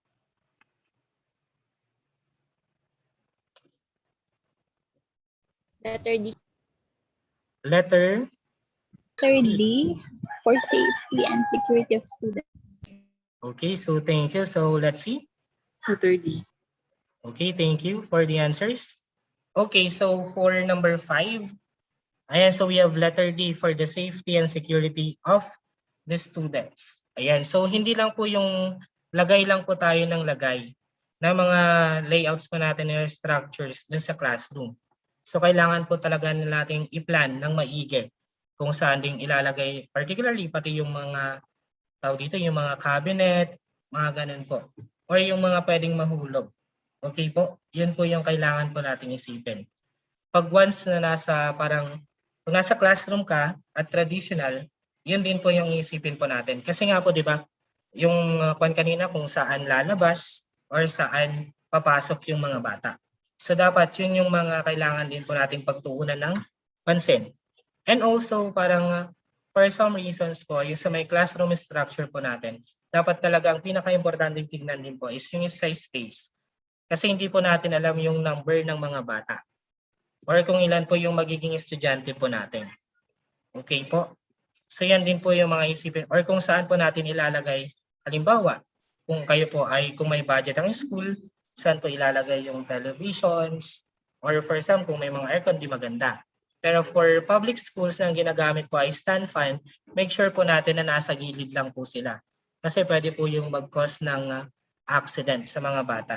Parang dito kasi sa LM po ngayon tinanggal na yung paggamit ng stand fan. Kasi po medyo baka matalisod or whatever or may accident na mangyari sa mga bata. Okay po. Next, let's have question number 6. And so which of the elements in the classroom management remote plan must be given more emphasis?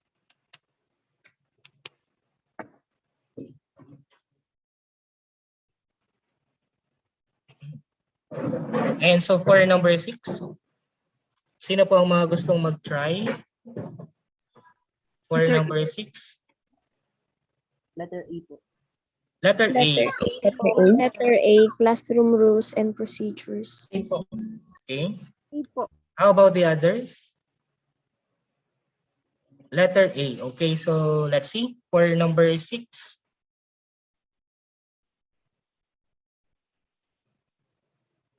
Ayan, so the correct answer for number 6 is letter A. So definitely, I think you know naman kung ano yung reason behind kung bakit kailangan natin ng bigyan ng emphasis yung sa may classroom rules and procedures. Kasi yun talaga yung pinaka-importante at the beginning pa lang po ng klase po natin or ng school year. Kasi dun na po yung susundin ng mga bata throughout the year. Okay, next, let's have number 7. Okay, so I think meron din naman po kayong parang dito. Parang may discussion naman po kayo sa paggawa ng lesson plan. Tama po ba? Or for lesson planning po. Parang for number 7, which is not in the cognitive domain. Di ba pag sa mga objectives po natin, we have 3. So we have cognitive, affective, and psychomotor. So saan po dyan yung hindi cognitive domain po? D. Yes po? D po, sir. Okay, so very good po yung mga sumagot ng letter D. Ayan, so for letter D, that is, ano po, saan po siya mag-fall? Psychomotor. Okay, thank you for psychomotor. Very good. Okay, next, let's have number 8. So why are attention getters needed at the beginning of the class?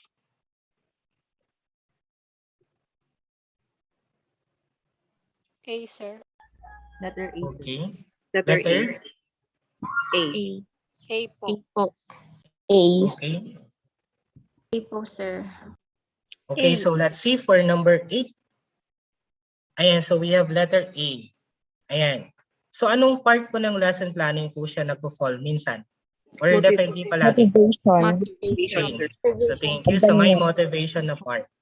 Kasi yun parang before ka mag-start, yun po kasi yung pinaka ano po natin, parang entry requirement para mag-engage yung mga bata. So definitely, we are going to think for motivation na ma-arouse po yung interest ng mga bata or makuha yung interest talaga nila na maki-join dun sa lesson mo. Pag nag-fail ka doon, ang hirap niyang kunin dun sa may part ng discussion na part. Tama po ba? Kasi parang minsan kasi yung mga bata is pag nakuha mo yung attention nila dun sa start pa lang, definitely makikinig na yung mga yan all throughout. Kasi parang sa tingin nila mag-enjoy ako dun sa lesson. So dapat, pinaka-importante po yan, yung sa may motivation na part. Okay po? Okay, so next, let's have number 10. Ayan, so during an online synchronous class, Ms. Bonifacio greets her students cheerfully. She allows time for the students to know more about their classmates through interesting polls. She also provides opportunities for the students to work together and collaborate. She uses reaction buttons, smiley, heart, or clap to appreciate the students' effort and excitement to participate. She was able to attain which essential element?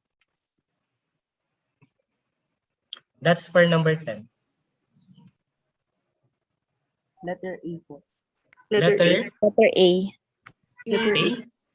Sino po ang may ibang mga sagot po? C. Yes, yung iba po, letter C. Letter C, sir. Okay. Okay, so let's see. For number 10, we have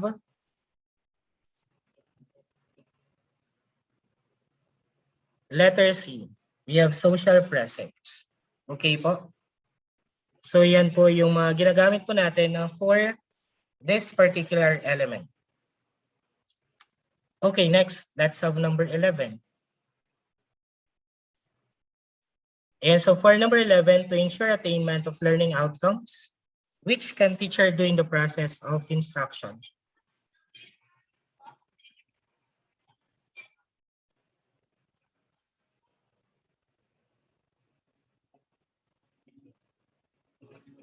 And so pwede po tayong mag-try.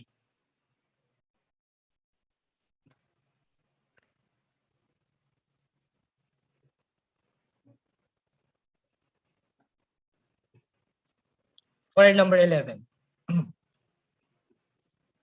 And so for number 11, we have, or the correct answer for number 11 is, ayan, so do a peer tutorial. That's for number 11. So bakit kaya? Which can teacher doing the process of instruction? Kasi minsan, di ba, may mga bata kasing parang medyo mas gusto nilang may magturo sa kanilang mga kaklase for some reason. Or, tawag dito, pag kaya po natin gawan ng paraan, kukunin po natin yung by group for some cases, pag may mga time pa yung mga teacher during their break, pwede natin silang, bigyan ng konting oras para at least ma-enhance or kung may hindi pa sila maintindihan, dun sa lesson na naituro mo, pwede mo silang parang magkaroon ka ng peer tutorial para at least tawag dito parang continuous or matututo pa rin yung mga bata or parang tawag dito pag may mga hindi sila naintindihan during your klase, pwede mong sabihin during ng iyong peer tutorial pag kaya pa ng time. Kasi parang na po yun, parang bonus na sa mga bata na gawin ng mga teachers, pero kailangan po talaga natin gawin para at least may sure po natin na nakuha po natin yung mga learning outcomes po. Okay, next, let's have number 12. And so definitely, madali lang naman po yung number 12. To address the diversity of learners, which professional competency must teacher display?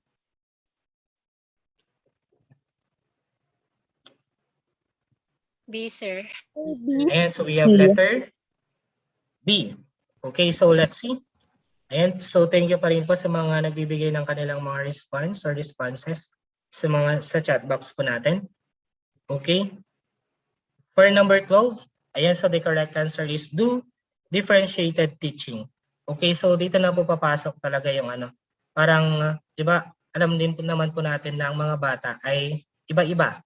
So definitely, Hindi na po papasok yung mga different strategies po natin ng mga teachers kung paano natin i-handle yung mismong klase.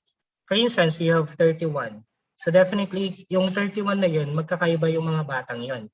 So definitely, kailangan mong mag-isip, hindi lang po isa na parang teaching strat, pero kung pwedeng dalawa, tatlo, or pwedeng kung kaya mong gawin na 5, para at least makita mo na tawag dito, kung ano yung mga appropriate na mga instruction na gagamitin mo para sa mga diverse na learners mo. Huwag lang po tayong mag-focus sa isa. Kasi may mga bata, di ba alam naman po natin yan, may mga bata kasi magaling lang po dito sa may side na ganito. Meron din po silang aangat sila dito sa, di ba may mga batang magaling sa math, pero medyo nahihirapan pag sa English. So definitely, may kailangan po nating magpasok ng mga different strategies na kung saan medyo mapadali po natin yung learning or pagkatuto ng mga bata. Basta just in case sa isang subject, tapos may certain topic ang i-discuss, hindi lang po tayo dapat mag-focus sa isa na teaching strat. Kung kaya natin gawing 2 or 3 para at least ma-address lahat ng needs ng mga bata. Okay po? Next, let's have number 13. Which of the following statements motivates a teacher to do action research? Letter B. Ano po? B. Ayan, so for number 13, ayan, so the correct answer will be, for every teaching learning problem, there is always a solution. Ayan, so tama po ba? Ayan, so sino po ang umaayon dyan? For every teaching learning problem, there is always a solution. Yes, sir. Okay. Basta wag naman pong basta hindi po lalabas na ang magiging problema ay yung teacher mismo. Okay po? Ayan. Next, let's have number 14. Ayan, so the best instructional material in the traditional classroom is? A. Blackboard. Blackboard? A. Ano pa yung mga sumagot ng blackboard? C. Ayan, so definitely po for number 14. C, the teacher. Ayan, so definitely the teacher po. Ayan. So dapat po, pag face-to-face po tayo, ang palagi ko pong sinasabi, or even online class, kasi tayo naman po talaga yung best instructional material pag once po na ang pag-uusapan po natin dun sa may teaching field. So definitely, pag face-to-face, do not forget to wear your best smile palagi. Okay po? Even sa online class po natin, do not forget na mag-ayos. Kasi yung iba, baka kayo ang motivation during online class. Or tawag dito, pag-start pa lang ng day, pag nakita kayo ng mga batang nakangiti, di ba? Parang good vibes lang lagi. Hindi yung pagkakita sa iyo ng bata, ano po, parang takot na, hindi na nag-open ng cam, ayaw kang makita. Di ba ang pangit naman yun sa feeling? Ayan. So yan po yung tayo po yung pinaka-best instructional material po in any classroom setting. Okay, next, let's have number 15. It is observed that different classrooms have different arrangements of chairs, tables, and benches because of?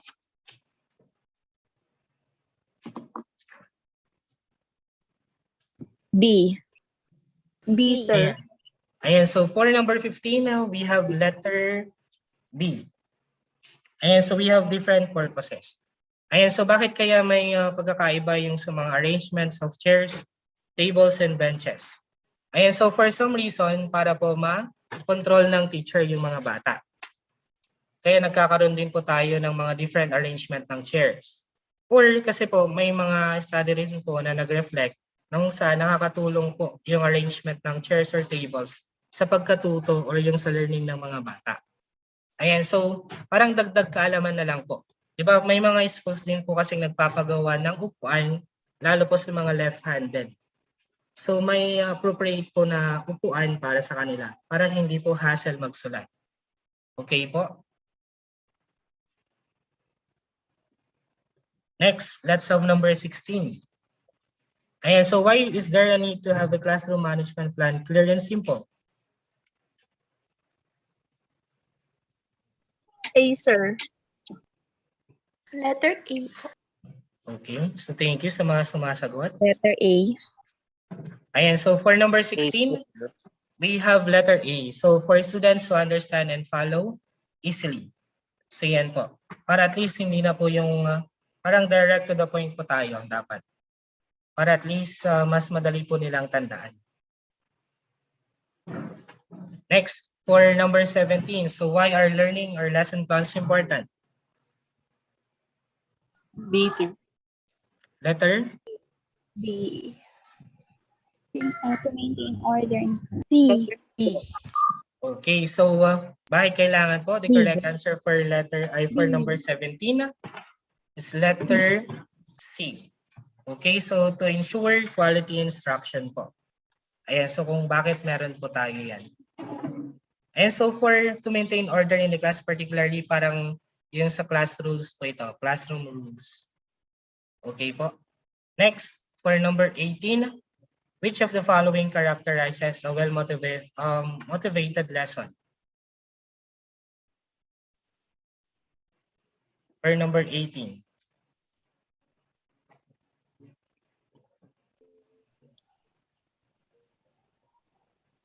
For number 18. D. Yes po. Letter? D. Okay, so for number 18, the correct answer is letter D. The students are highly engaged in the different activities. Okay. Ayan, so meron kasi 'di ba parang minsan, ayan, so pag mention yung teacher, normally parang quiet yung mga bata, tama po ba? And then for some reasons, hindi lang po yung the students are participative kasi for some cases parang gusto lang nilang magsabi.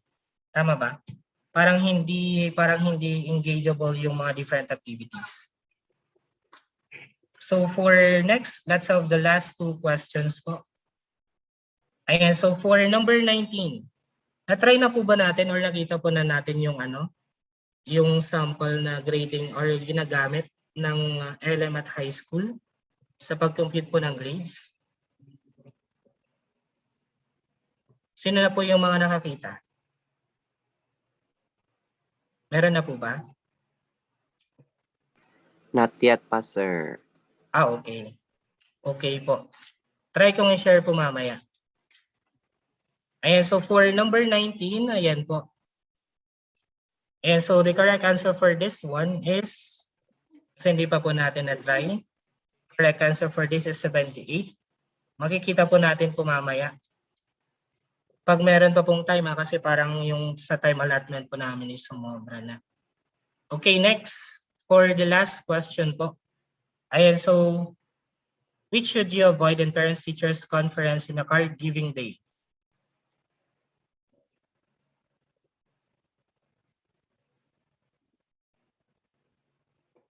B. C. C. C. C. Ayan, so for this po, for the last number, Dog chance. ayan, so the correct answer is letter D. Okay. So first, bakit hindi pwede nating i-blame yung mga student sa kanilang failure? Kasi hindi natin pwedeng sabihin sa parent mismo or dun sa bata. Kasi kailangan nating i-motivate yung bata para mag-aral ng mabuti. Pero hindi naman po sasabihin directly na kasalanan mo. Parang ganun, di ba po? Then for number 2, never po nating i-compare yung mga bata.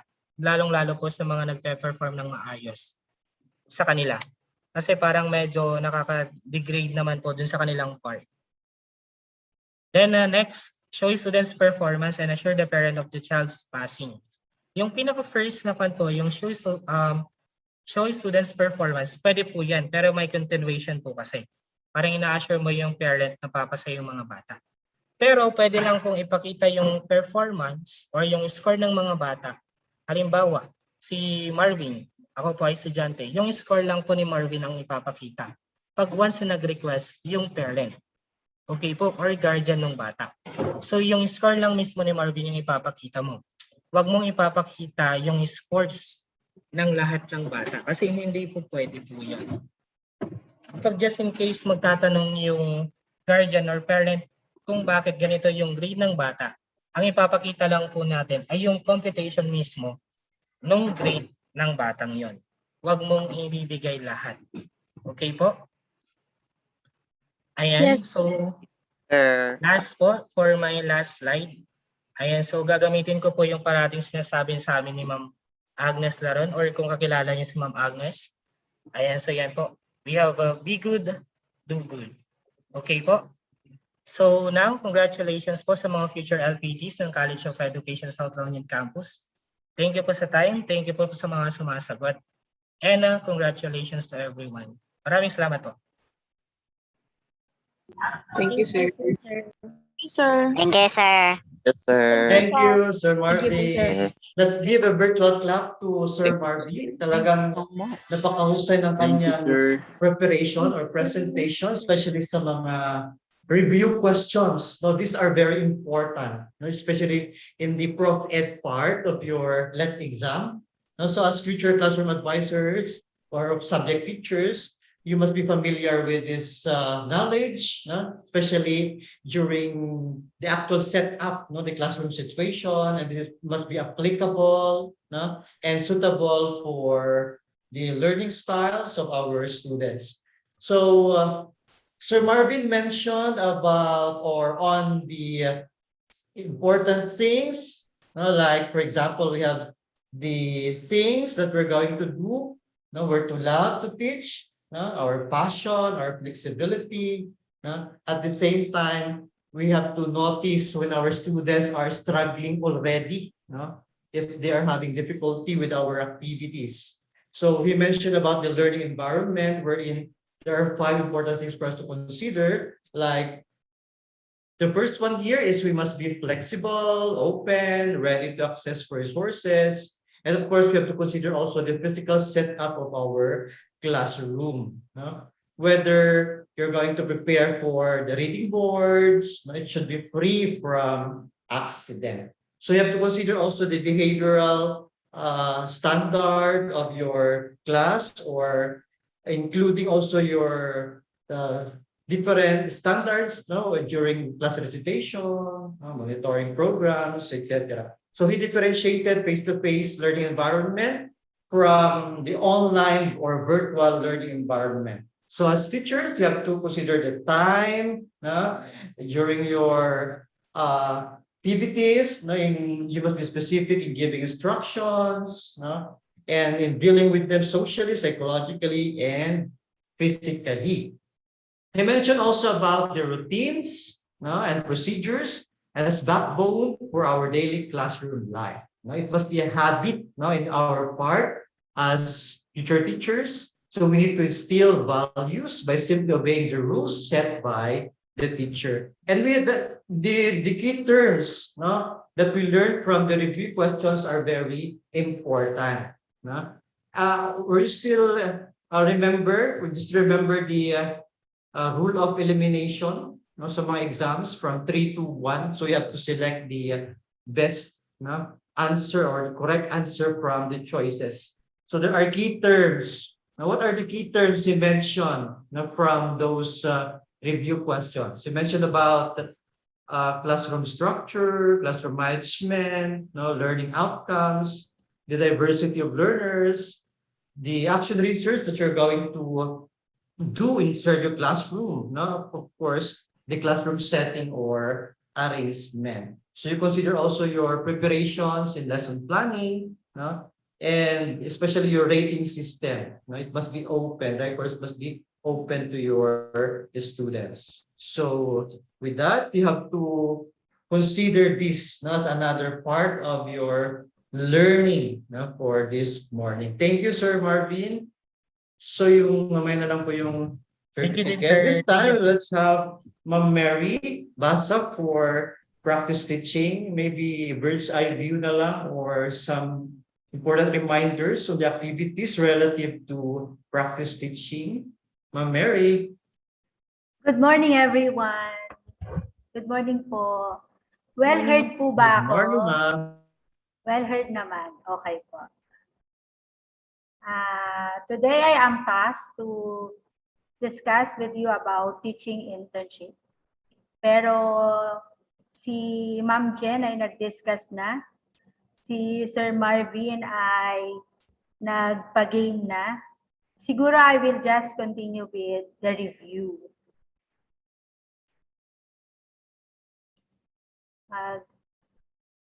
Wait lang po, mag-share screen lang.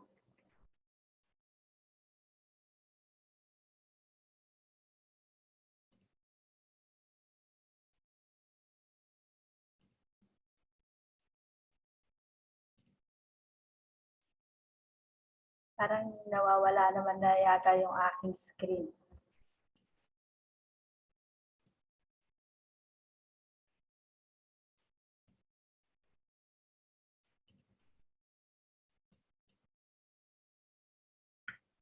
Wait lang po.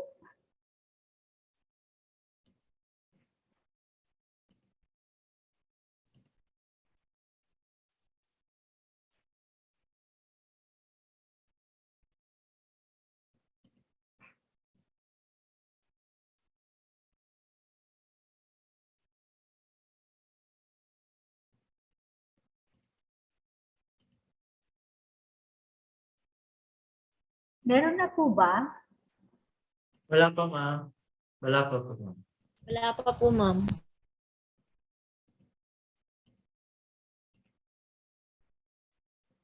So accomplish now the evaluation sheets or evaluation G form for the evaluation for our speakers.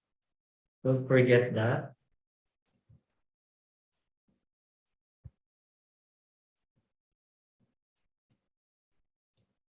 Ayan po, meron na. Wala pa rin.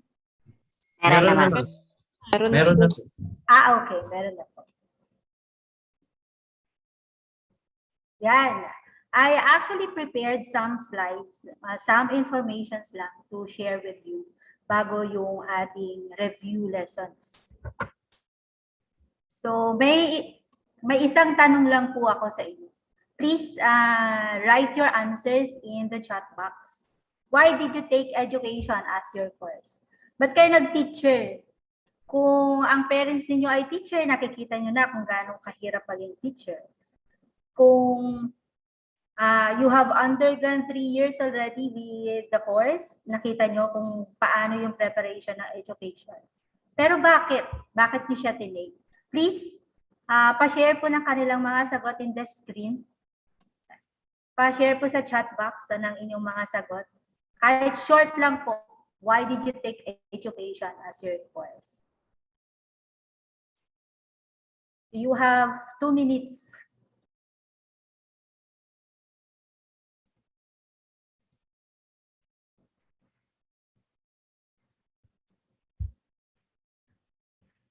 Hindi ko po nakikita yung, Sir Noel, hindi ko po nakikita yung chat box. Patulong na lang po. I don't know what happened with my laptop, pero... It's my calling as my profession, sabi nila, ma'am. Because it's my calling. Talagang calling. Because I feel that teacher is my calling. Sabi ni Jewel from Sockstad. No? It's my dream po, ma'am. Sabi ng taga-isang science. I love teaching po kasi, ma'am. I choose education as my course because I want to educate and hone young minds from the said English. It's my ultimate dream. Oh, from Ma'am Jenny, the said English, ultimate dream daw niya. Wow. Okay. Napakasaya naman basahin, ultimate dream. Ayan, sige po. Marami. Ayan. Teaching is my calling and I am so happy that I found it, sabi ni Ma'am Johanna ng BEL. Wow. Thank you, teacher. Passion na rin po kasi mula pagkabata, ito na po ang hangad ko na kung saan naglalaro pa po kami ng teacher-teacheran. Wow. Okay. Gusto kong sundan ang yapak ng aking kapatid. Ayan. Kay Mia. Wala man lang ba magsasabi dyan ng wala akong choice? Anyway. Nahihiya lang, Ma'am Mary. Anyway, marami pong salamat sa inyo pong mga responses. Thank you very much. Teaching internship is especially designed for you graduating students na teacher education. Ngayon, meron lang akong mga simpleng bagay na gusto kong, ay hindi po nag-move yung aking slide. Hindi ko alam kung bakit.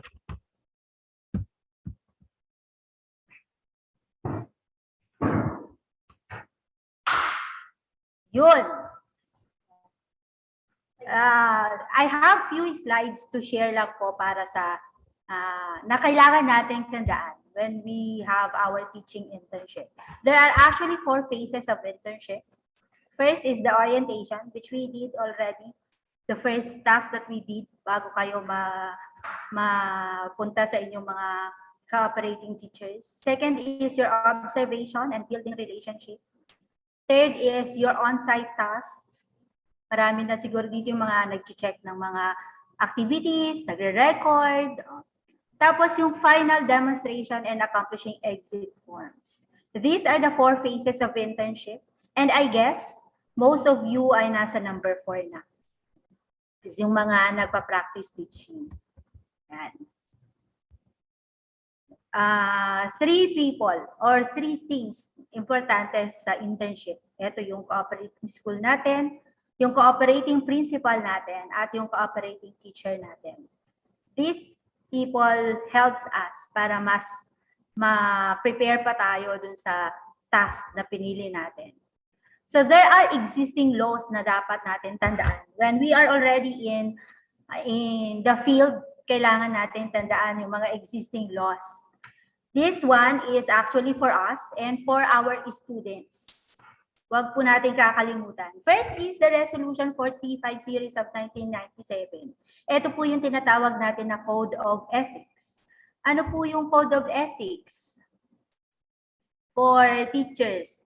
I guess, I assume na pinag-aralan na natin ito sa ating mga Prof. Ed. Pero gusto ko lang pong i-remind kayo doon sa ganun. Gusto ko lang i-remind kayo tungkol sa Code of Ethics. Ito po yung Professional Code of Ethics Teachers Primary Responsibilities. Ito po yung laman nito. Defines the role in the education's life. Educators must demonstrate impartiality, integrity, and ethical behavior in the classroom. Huwag pong kakalimutan, we are teachers, kaya yung ethics dapat ng isang teacher yung nakikita sa atin. Next po na law ay yung nawala po ba yung aking slide? Hindi po. Nawala yung presentation. Okay lang po ba yan? Nababasa naman. Kung ganyan na lang. Yes, ma'am, nababasa naman. Okay. Number 2, existing law is the RA 10627, Anti-Bullying Act of 2013. Ano naman yon? An act requiring all elementary and secondary schools to adopt policies to prevent and address the acts of bullying in the institution.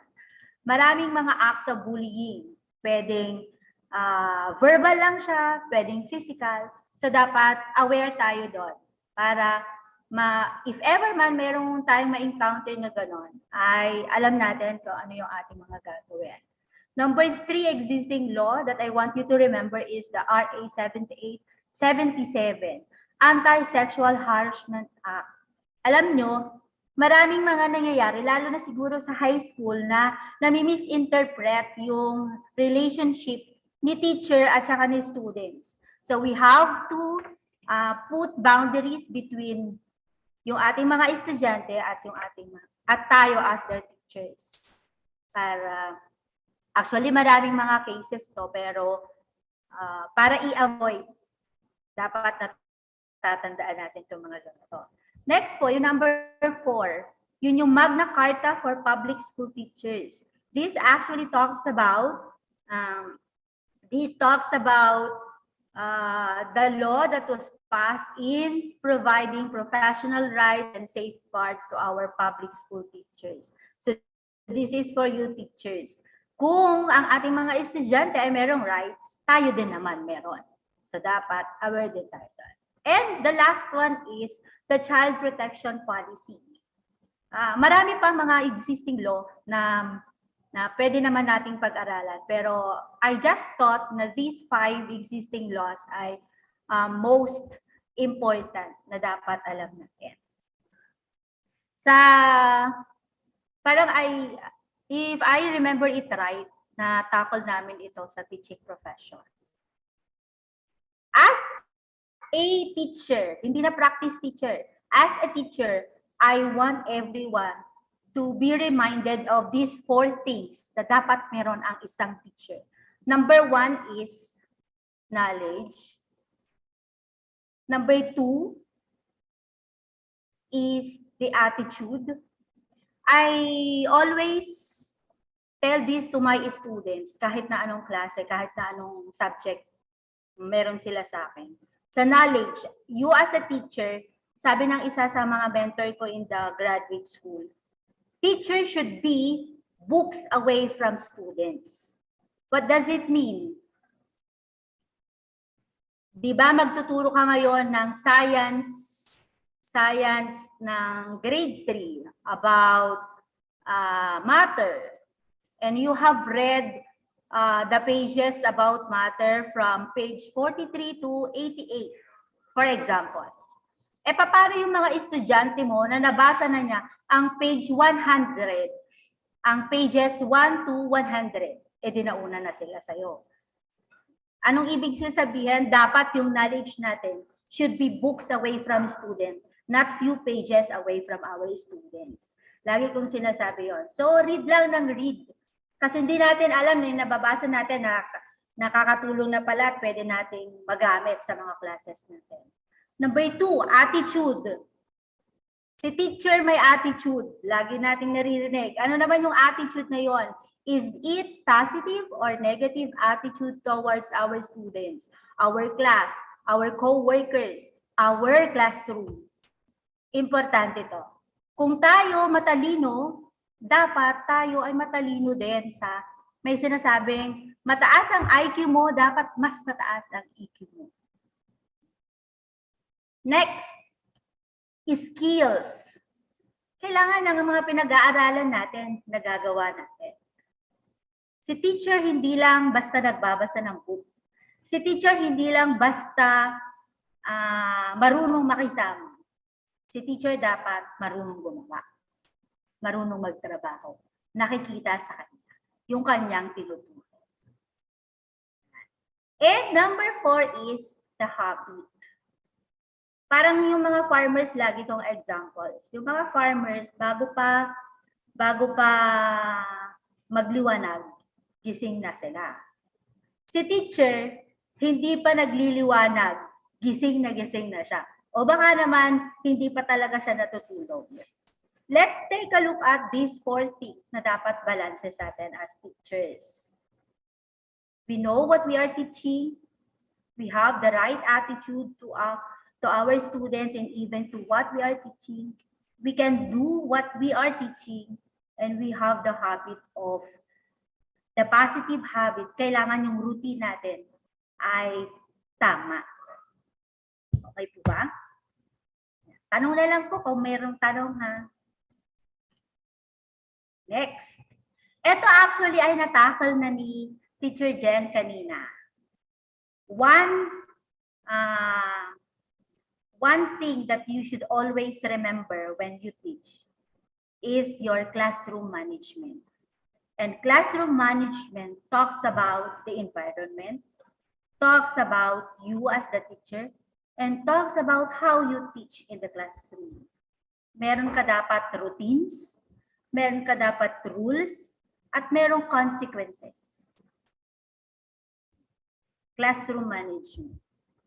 Next, you have to learn to know your students. Who are your visual learners? Who are your auditory learners?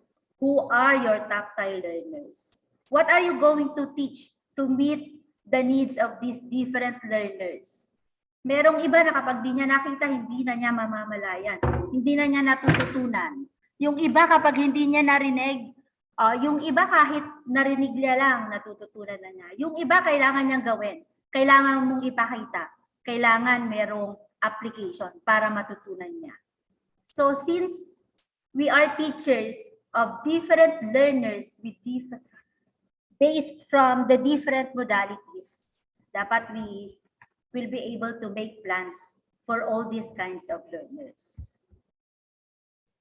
We should also remember na yung mga bata ay merong different intelligences. And different intelligences should always be dapat itong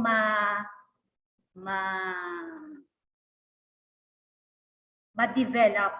Lahat ito dapat ma-develop.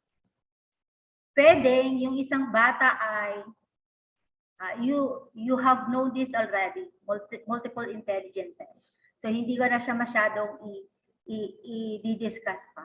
Pero you as a teacher should always remember, since there are different learning modalities, kung babalik tayo dun sa learners based on their learning modalities, meron din tayong learners based on their intelligences.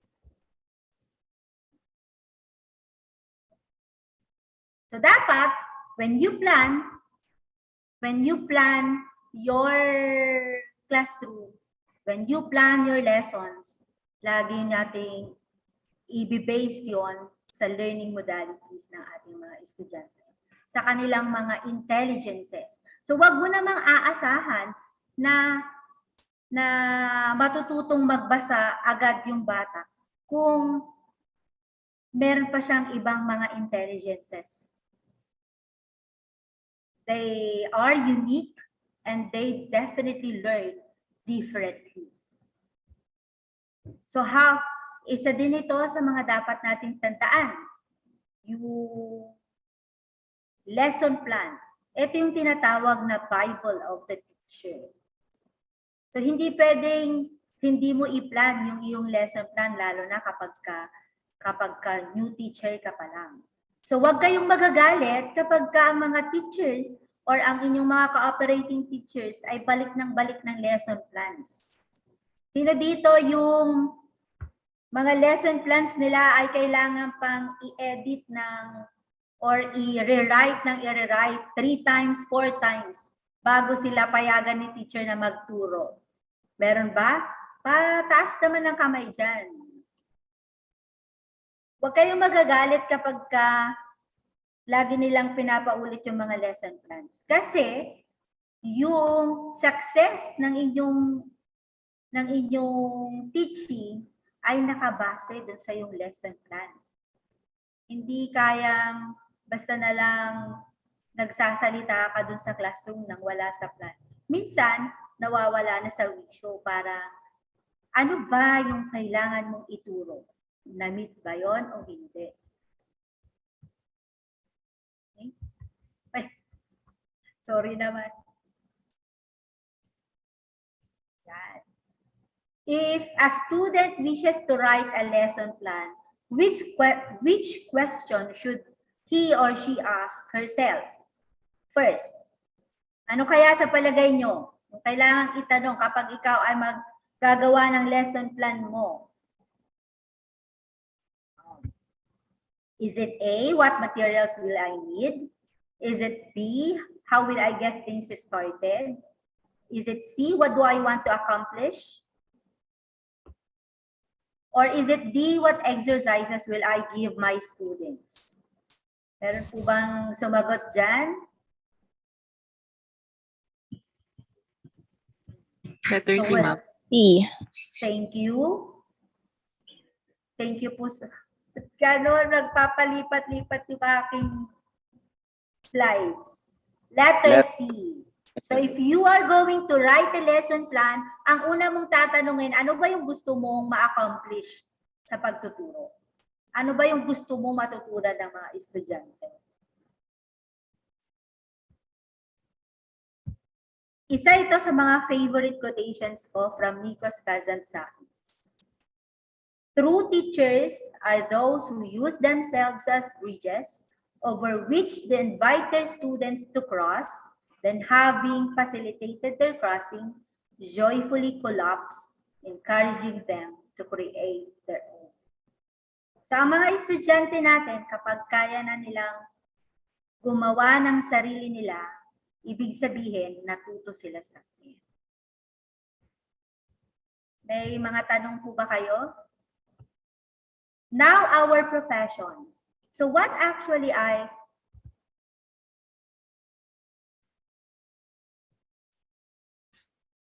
yung prepare ko actually ay mga questions, mga situational questions for you to ask para ma-ready kayo for your let. So, ready na po ba? Lahat po kayo, I encourage you to open your camera and I encourage you to answer per questions. Tapos, isusulat lang po sa chat box yung sagot. I have put a timer of 30 seconds per questions. Kapag sino po yung unang makakasagot, will receive something from Miss Ruby. Miss Ruby, nandyan ka ba? Ayan. Hala ka, Pero po, bago po tayo mag-proceed, meron po ba kayong tanong?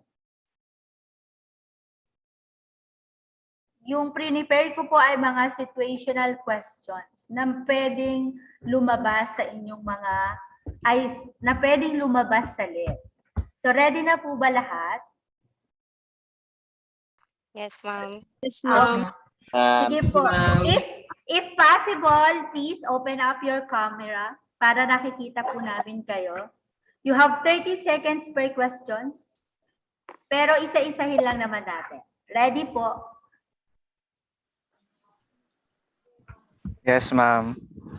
Sige, ma'am.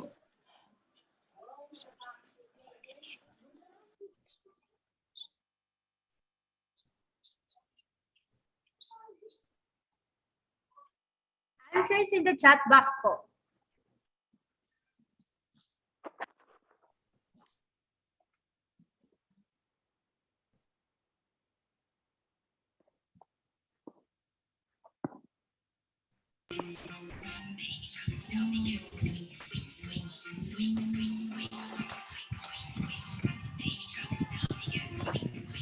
Ang sagot po ay Letter C.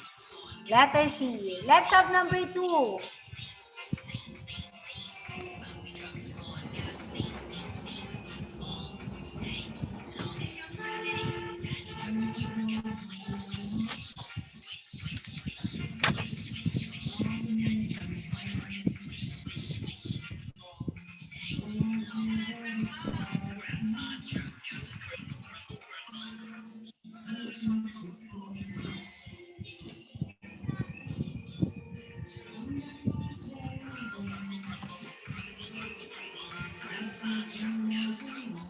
Ang sagot po ay letter B. Yan. Balikan ko lang po. Sabi niya, kasi Miss Barrio Quinto, the VE teacher and her pupils while working on the concept of honesty, ang sagot po ay which principle? Nakakainis yung ano ko. Sorry, hindi po ako masyadong maalam. Ang sagot po ay provide appropriate practice. Let's have number 3.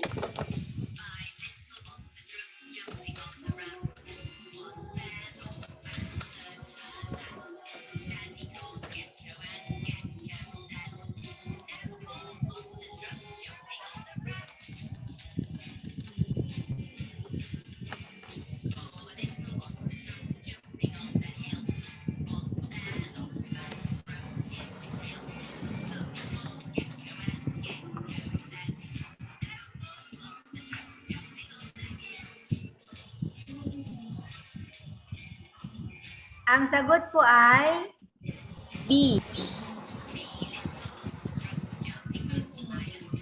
Antiseptic bouncing. That's letter C. What did teacher Rex apply by way of preventive approach to discipline? The class has become uncontrollable, and so teacher Rex decided to have some undisciplined students out of the room and off to the counselor's office.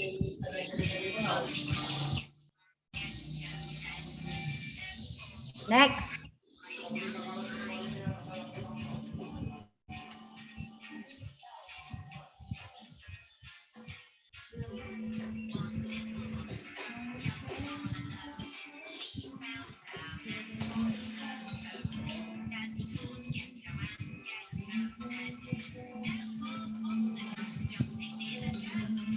A.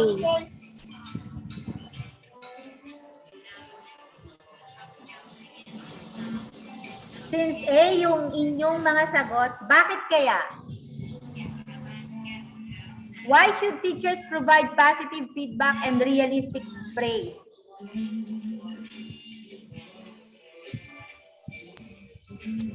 Si how do I read your name? Jervic ba? Jervic E. Bakit A? Bakit nga ba?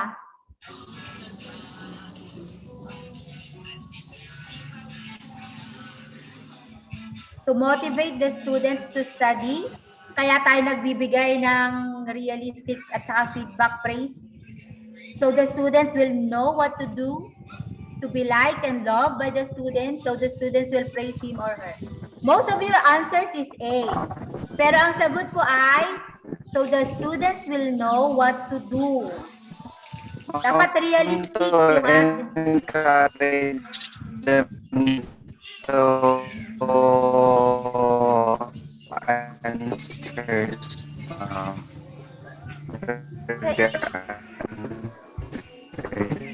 Hello po, naririnig pa ba ako? Kasi robotic yung naririnig kong response. Yes, ma'am. One ma'am Clear naman. Clear yung naman. signal niya ma'am, yung ano doon. Yung sumagot kanina? Yes ma'am. Okay. Nagbibigay tayo ng praise at saka feedbacks. Dapat realistic yung praise natin. For the students will know what to do. Hindi lang para i-motivate natin sila, kundi para alam nila kung ano yung mga gagawin nila. Okay po? Let's have the next one. Go.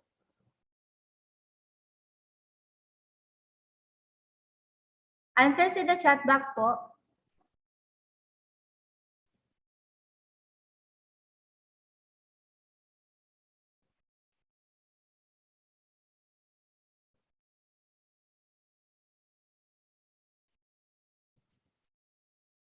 Ayan. Nagmumove, sorry. Nawala na daw.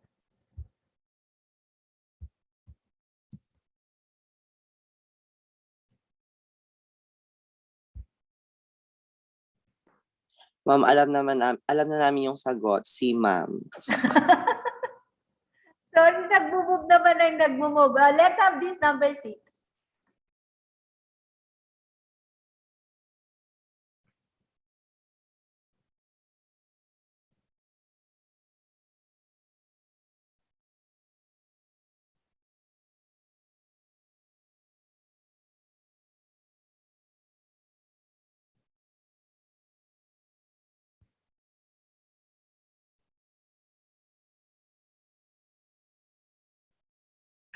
Your answer is?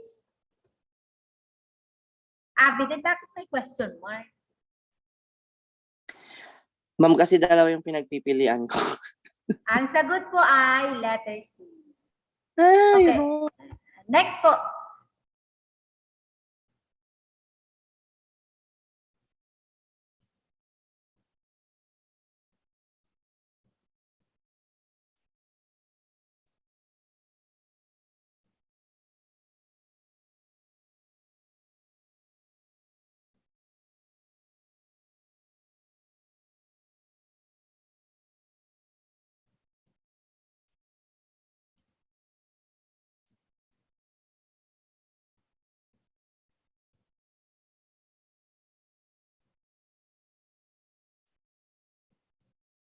May I call Michelangelo to tell me why did you choose letter A as your answer? Ano po ma'am, kasi po yung external motivation po, once po na extrinsic motivated po yung estudyante, hindi po siya magiging self-directive. Kasi once we say about extrinsic or ano po, extrinsically motivated po yung isang learner po, nag-come up po siya kapag inspired po siya or motivated siya sa mga bagay outside from the outer self po niya. Pwede sa mga magulang niya, pwede po sa mga Okay, tingnan natin sa mga kung bagay-bagay tama po, ang ma'am. sagot ni Michelangelo. Ang sagot po ay letter A. Salamat! Next po. You have 30 seconds.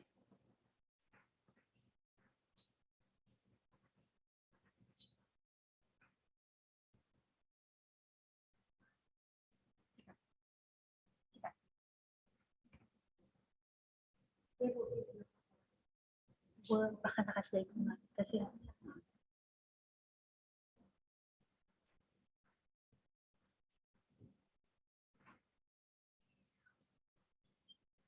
ang sagot po ay some of you answered B. Ang sagot po ay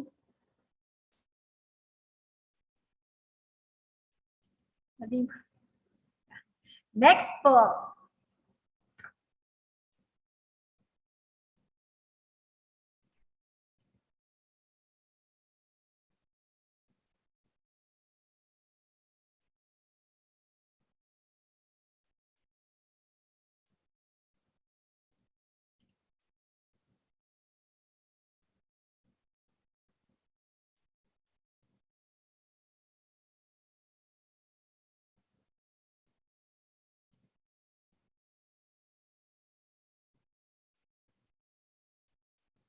Miss Vasay, pasagot nga kung bakit yan yung napili mong sagot. Your answer is C, tama ba ko? Yes, ma'am. Okay. Bakit po? Ma'am, kasi mostly for example sa mga elementary students, yung mga visual aids po sa classroom, ganon, or instructional material, kung maganda po, parang namomotivate na po sila agad kahit wala pa pong discussion na nagaganap. Ganon, ma'am. Do you do that sa high school? Ay, wala na. Ang sagot po ay letter D. The environment can be used to focus the students' attention on what needs to be learned. Letter D po yung sagot instead of C. Let's have the next one.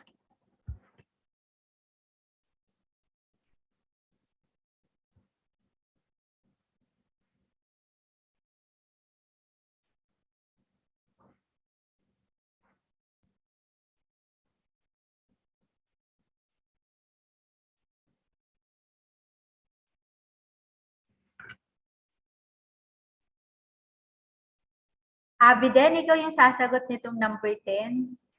Anong sagot? Ma'am, letter D po. Okay.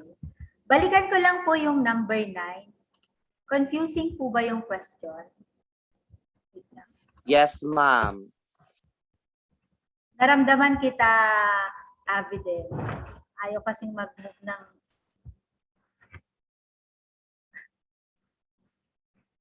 ba? Anong problema ng laptop? Yan. Mrs. Dantes always makes sure that her preschool classroom is well organized and clean. Ano ba yung prepare ni Mrs. Dantes? Ang sabi nung sagot kanina, motivation in enhanced by the way in which instructional material is organized. Hindi pa naman instructional material yung though ang environment ay instructional material na. Pero yung inayos ni Mrs. Dantes ay yung kanya classroom. And that is included sa environment ng mga estudyante. Kaya letter D po yung sagot. Okay po ba? Yes, ma'am. Okay. Let's have number 11.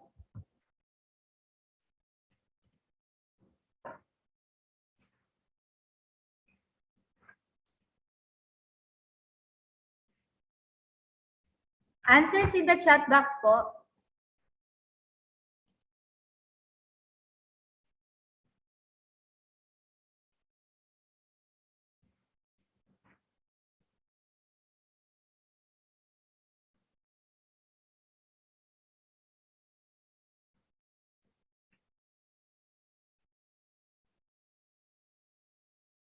Ayan, iba-iba kayo ng sagot. May B, may D, may C.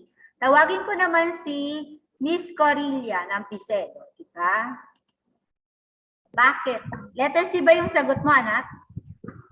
Yes, ma'am. Oh, bakit letter C? Ma'am, kasi po ma'am, pag magaling po siya sa isang bagay, ano po, parang pag magaling po siya sa isang bagay, ma'am, doon po, bigyan rin po natin siya ng activity na doon siya ay nahihirapan po, ma'am, para makita kung may mga pagbabago bang magagawa, ma'am, yung activity na ginawa niya. Ayan. Diba? Parang tama tong letter A. Tingnan natin. Provide challenging activities. Baka nga naman hindi na siya na-challenge. Kaya underachiever na siya. Or pwede din nating i-recognize yung talents niya by asking him or her to help other students with their work. Kapag ka nare-recognize kasi ang talent ng isang bata, mas nag-work sila. Ang sagot ni Ms. Corilla, identify the immediate causes of difficulties that cause his or her being an underachiever. Letter D, allow him or her to work with the slow learner group to cope with the academic needs of the lesson. Kasama kaya yung letter D sa pwede natin pagpilian? Parang hindi naman nakakatulong yun, ano? Ang tamang sagot po ay letter C. Kahit na hindi yan underachiever, kahit na ano pang case yan, kahit sino pang mga estudyante natin, kapag nakita natin na nag-fall na sila sa isang bagay, we have to identify the immediate cause of that difficulty. Okay po? Sa lahat po ng pagkakataon. Next.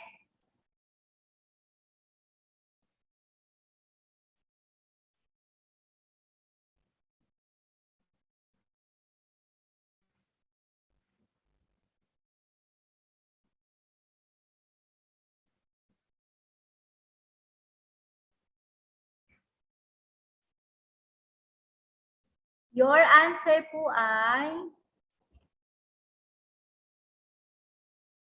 since lahat naman kayo halos pare-parehas, let's see kung ano po ang sagot. Letter A. It serves as informational feedback. Next.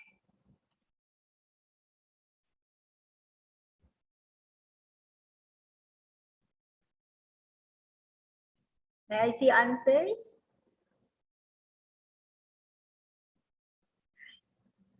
Abiden, hindi pwede laging dalawa sagot. Kasi sa LET, isa lang. Yung best answer lang. Ma'am, nakaka-pressure yung 30 seconds. Ganun ba?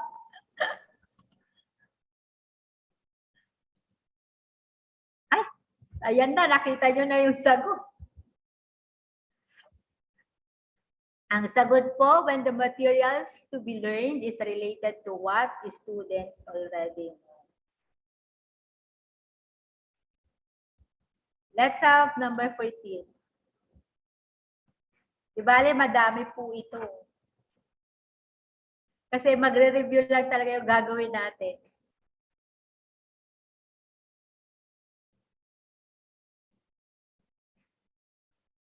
May I see answers in the chat box, please? A at saka C. Meron din B.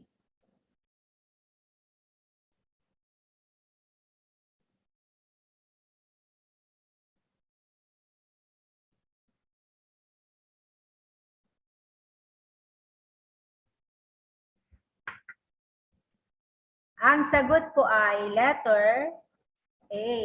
Shiny. Let's have number 15.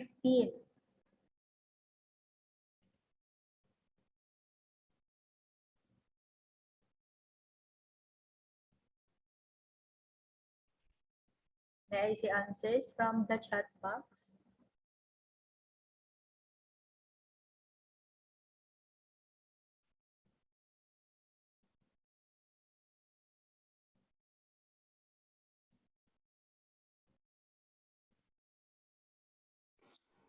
Ma'am, sa 14 shining letter C yun, ma'am.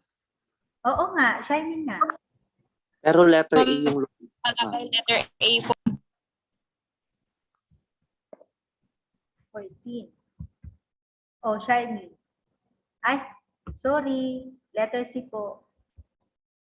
Ano lang, namali lang ng pagsulat ng letter. Yes, ma'am. Tapos na ba tayo dito? Hindi pa, ma'am. Yung sagot na po. Visual learner. Alam naman na natin to. Next, number 16. Sorry. Tandaan lang natin, kilalanin natin kung sino yung ating mga visual learners. Ha? Auditory at saka tactile. That will help kung paano natin sila i-handle sa class.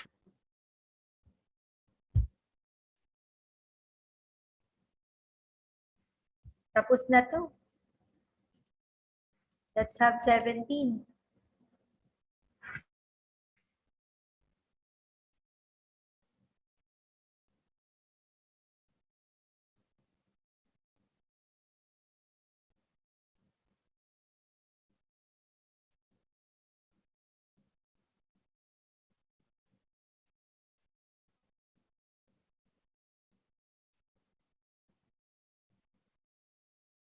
Number 17, may I see answers from the chat box? That's B, my A there. My 695.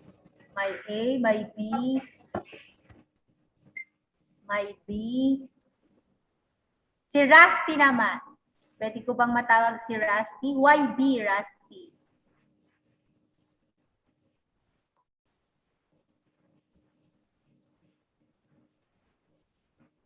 Ay. Rusty, nandyan ka pa?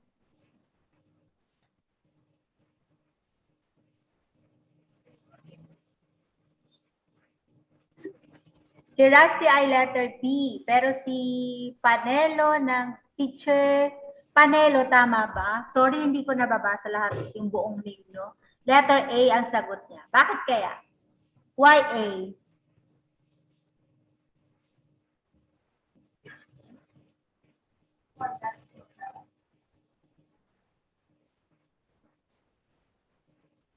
Walang gustong sumagot. Ang sagot natin ay effort was put forth when tasks are challenging.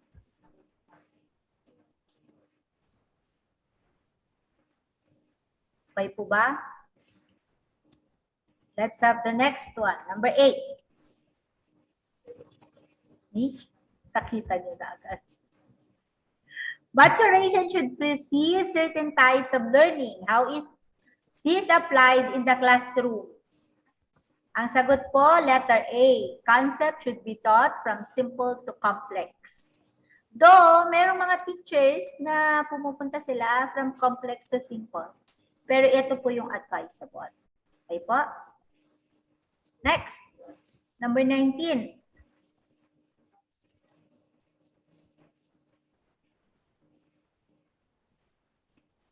Same question ulit, ma'am. Yes, ma'am. Ay, sorry naman. This, what should teacher...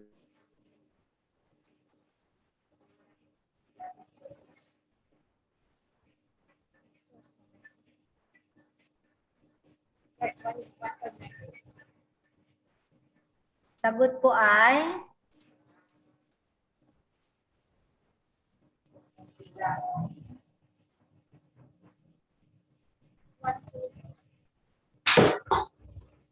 merong nagsagot ng D, merong nagsagot ng C. At ang tamang sagot po ay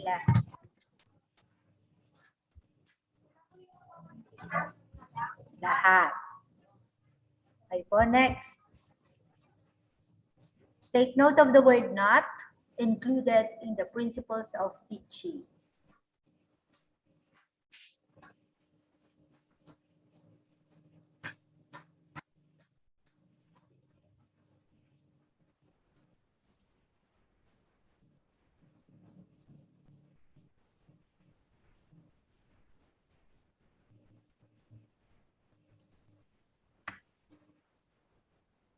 Ang sagot po ay letter A. Next.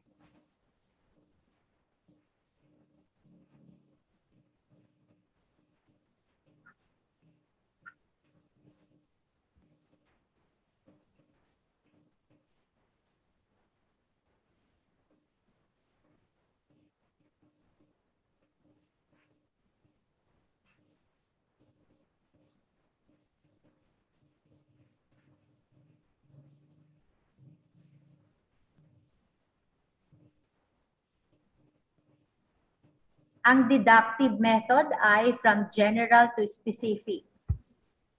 Kaya ang sagot ko ay when a teacher wants to test a rule. May nakakuha po ba? Doon tayo nagkaiba-iba. May D.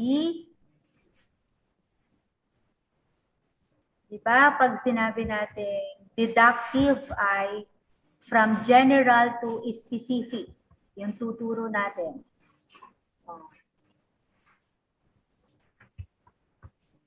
Not all the time ay pwede natin siyang gamitin. So, kapag si teacher, when teacher wants to develop a concept, definitely kailangan niya mag-start sa specific. When teaching a performance-based subject, dahil performance-based siya, hindi pwedeng yung output agad yung ipapakita mo sa kanila. So, hindi pwedeng deductive. So, when knowledge of specific information is essential for learning a lesson, so kailangan mag-start pa rin tayo sa specific. Okay po? I hope everyone is getting. Let's move on. When a teacher provides a student hints to assist the student to answer a question correctly, he or she uses which of the following guidelines in asking question? Ang sagot po ay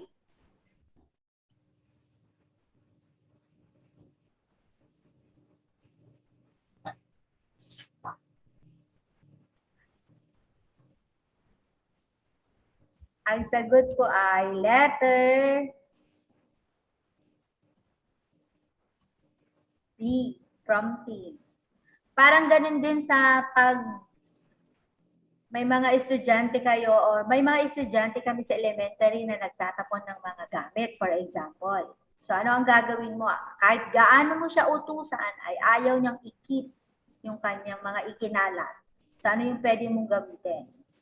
Pwede natin siyang gamitan ng physical prompting. So hahawakan mo yung kamay niya, kayong dalawa yung mamumulot ng mga ikinalat na ibabalik sa box, for example. So that's prompting. Ngayon, nagbigay ka ng clue. So that's prompting. Okay, let's have 24.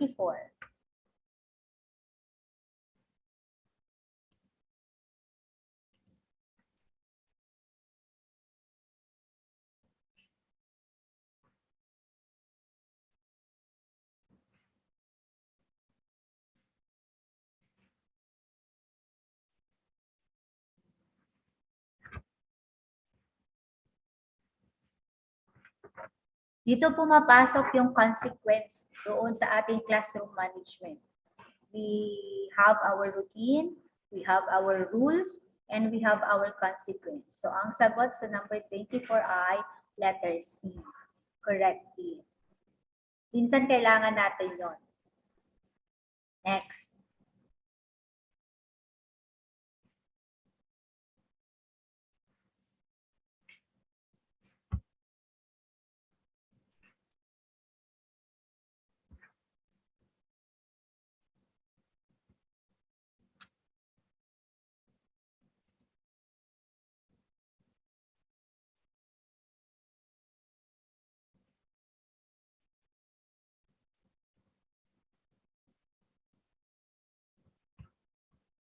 Ang mga sagot nyo ay letter C.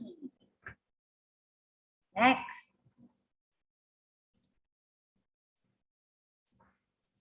Dapat hindi ako maingay dito.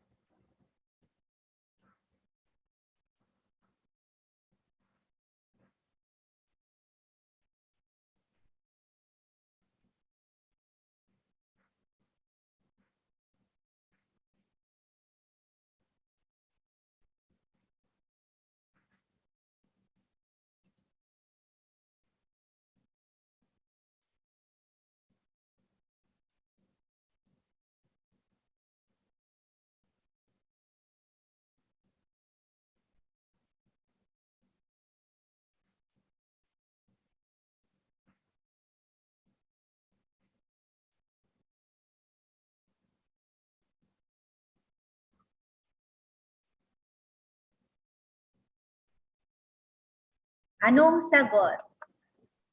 B, Ano pong ma'am. sagot? B ba? Which of the following is the correct sequence in formulating a lesson plan? O dapat alam natin yung lesson plan natin. Unang-una, ano ang unang Formulate objective. Yes, objective. That's two. Pagkatapos po, sunod ng objective ay yung ating Subject matter. Pagkatapos nun ay Activity. yung activity. Tapos, Evaluation assignment. So, that's letter B. But parang may nakita akong sinasabi. Kanina. Next. And assignment.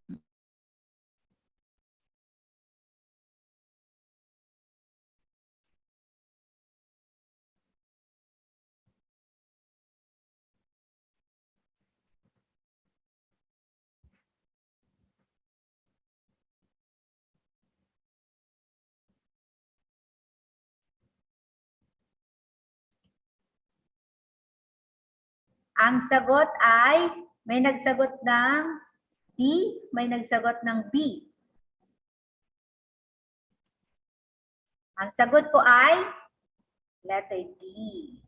Hindi po letter B ha. Anong sabi sa letter D? So, psycho.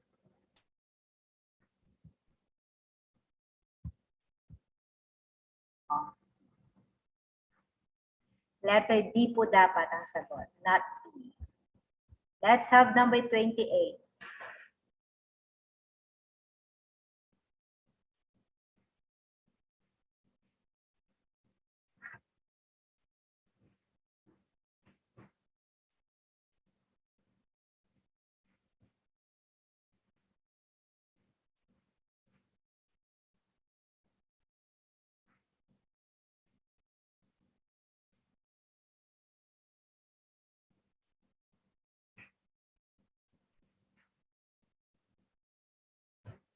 Ang sagot po ay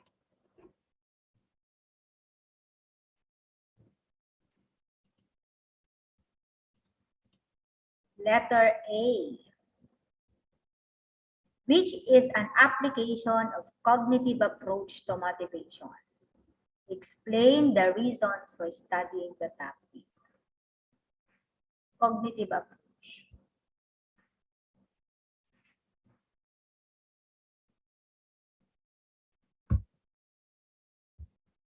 Sige po, next. Last two. Actually, I have 100. I prepared 100. Pero dahil 12 o'clock na, last two na lang.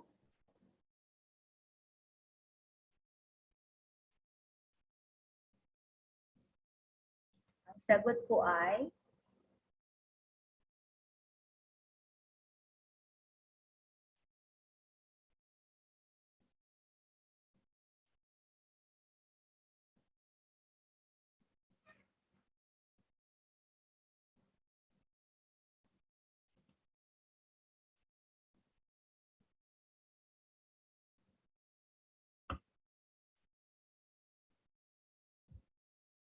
ang mga sagot nyo ay letter C. Tama ba ako? At ang tamang sagot ay C. Next.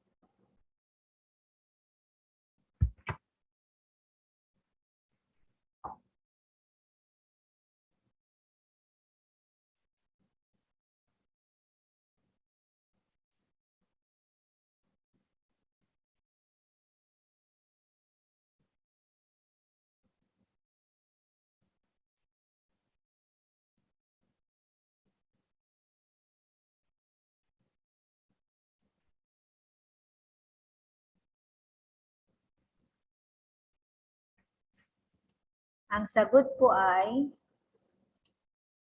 your answers. Concept should be presented in varied and different activities or ways.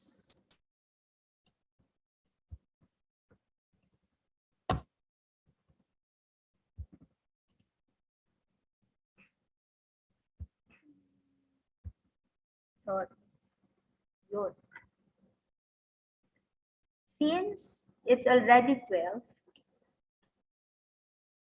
I am just going to share my PowerPoint presentation sa ating PECA coordinator.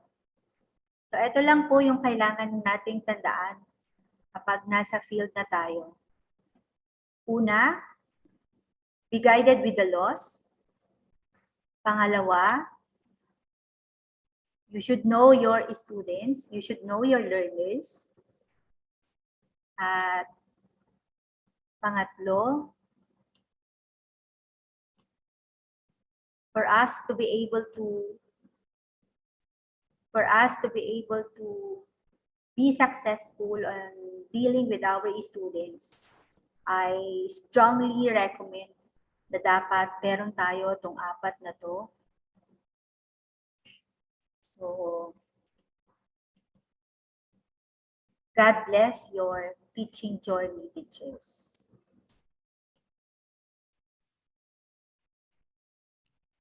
Okay, thank you, Ma'am Mary, for your time and patience in preparing review questions related to practice teaching. Please consider and always remember the provisions set by the Code of Ethics for Professional Teachers. No? We, at the same time, manifesting the domains for PPST. So in the future, I hope that you have to observe good relationship with your department heads, principal, co-teachers, parents, and stakeholders.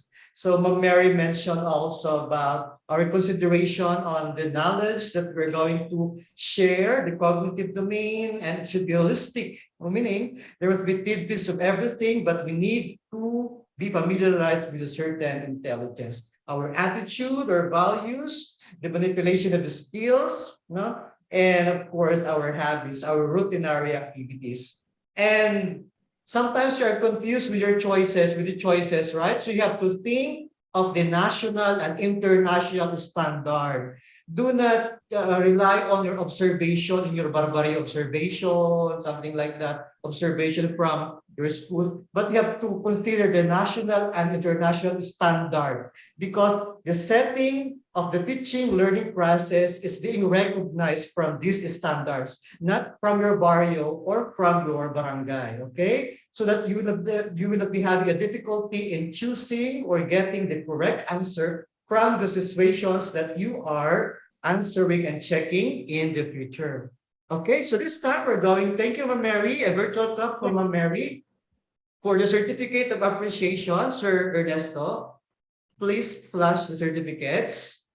For Ma'am Jeneline Kalimtim,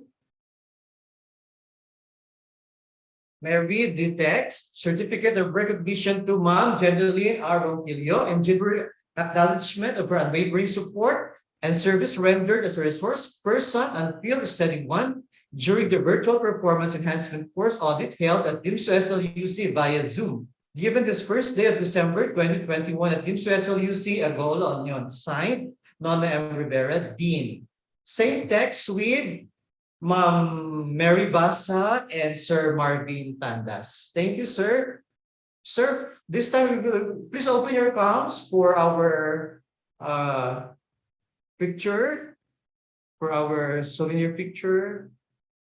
Ayan, lahat po. Sir Ernesto, anong oras babalik, Ma'am Ruby? 1:30 po yata, sir. 1:30 daw sabi ni Sir Ernest kasi 12, Yes, sir. 12 na 1:30 po. Si Ma'am Ruby na host ni mamayang hapon kasi may meeting kami, no? Yes, sir. Yes, sir. Okay. Sir Ernesto. Okay, smile po tayo. First frame, 1, 2, 3, smile. Okay, second frame, 1, 2, 3, smile. Third frame, 1, 2, 3. Fourth frame, and last frame. Back to you, sir. Okay, thank you, sir. Sir Ernesto, so technology for teaching and learning this afternoon. Okay, Bye-bye. Thank you. God bless. Thank you, sir. Thank you, Thank you, teacher. sir. Thank Thank you you, po. Ma'am Mary, Thank you, teacher. Ma'am Ruby, Thank you po. Ma'am Janeline, and Sir Marvin. Thank you, sir. Thank you and congratulations. Thank Ma'am. you. Thank you po. Jeneline, Sir Sir Nathan. Marvin, Thank you and po. Ma'am Mary. I-share ko na lang po kay Ma'am Ruby yung mga review questions na Okay. Okay, Yes, ma'am. ma'am. Yes, Upload na ma'am. lang po natin sa Google Classroom po nila. sige po. Yay! Congrats Thank you po, Ma'am Mary. Congrats po, Thank you. Ma'am Jeneline and Sir Marvin. Congrats, Sir Noel. Thank you, ma'am. Thank you Salamat, po. Ma'am Ruby.